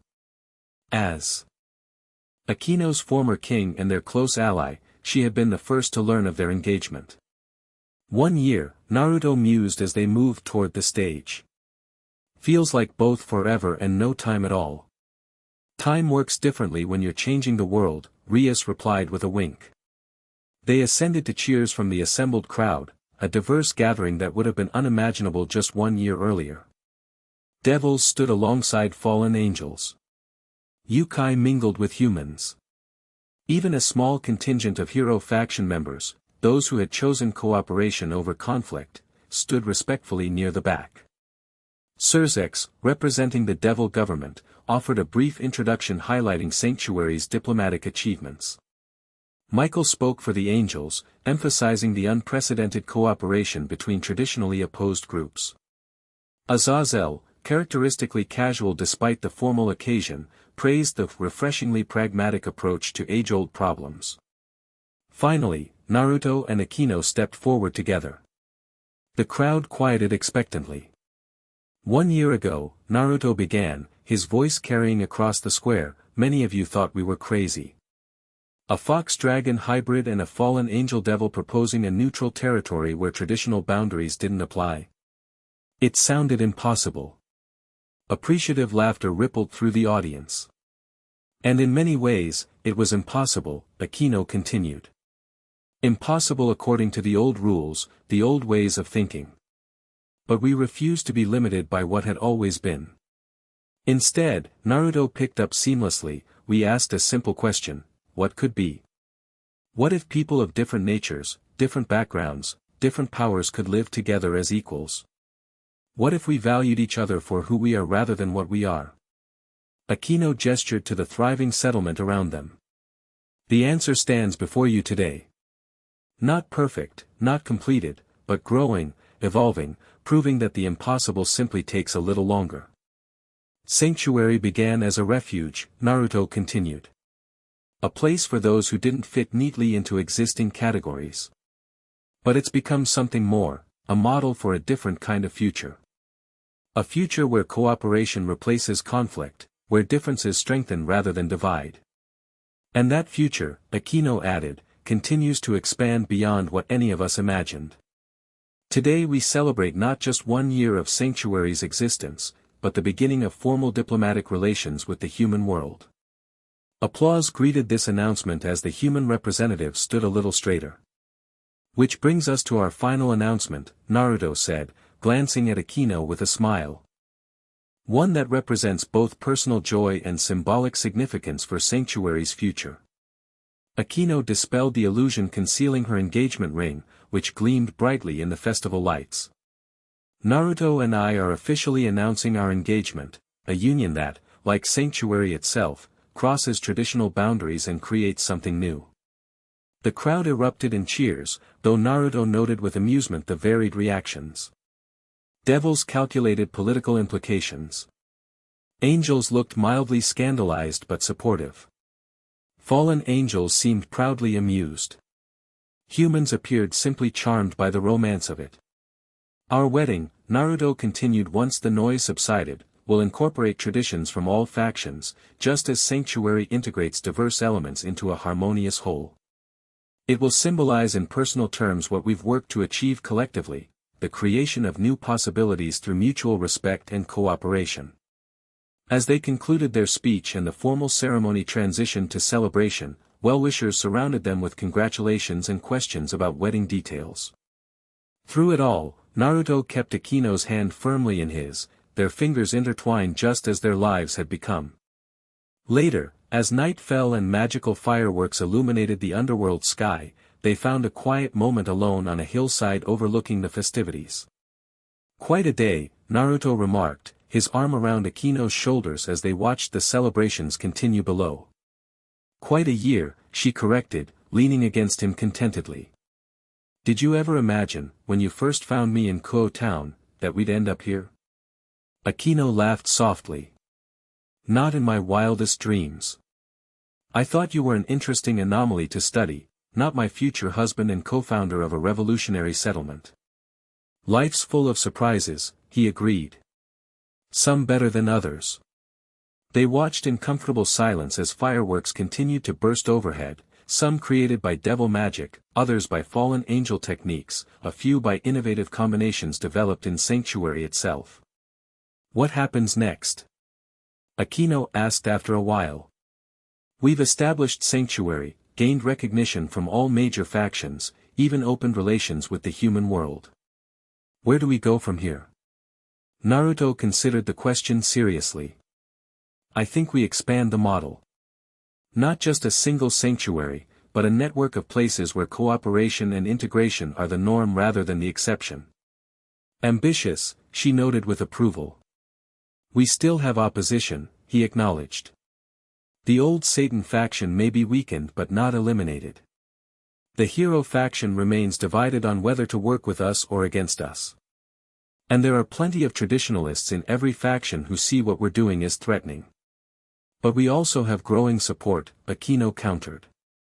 "Every successful cooperation, every conflict resolved peacefully, every child raised without faction prejudice, they all prove our model works." Naruto nodded, his expression thoughtful as he looked out over what they'd built together. "You know, when I first arrived here, I thought being the Heavenly Dragon Emperor meant I'd have to conquer through force, fighting battles, demonstrating power, making others submit. And instead..." He smiled, pulling her closer. "Instead, I found something much more powerful, the ability to conquer hearts and minds through understanding, through creating alternatives to conflict, through showing a better way forward." "The most effective conquest of all," Akeno agreed. "Not forcing change, but inspiring it." "Exactly." Naruto turned to face her fully, the firelight illuminating his features. "And it all started with you, the first heart I conquered in this world." "I believe I conquered yours simultaneously," she teased, her violet eyes sparkling in the light of the fireworks. "Mutual conquest," he agreed with a grin. "The best kind." As they sealed this truth with a kiss, fireworks exploded overhead in a spectacular finale, golden and purple lights intertwining in the night.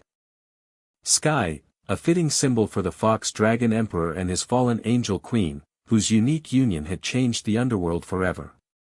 Not through military might or political maneuvering, but through the simple, revolutionary act of seeing beyond boundaries, of recognizing that the strongest power comes not from domination but from connection. In conquering hearts rather than territory, Naruto had fulfilled the promise of his title in ways no one, not even he himself, could have predicted when he first arrived in this strange new world.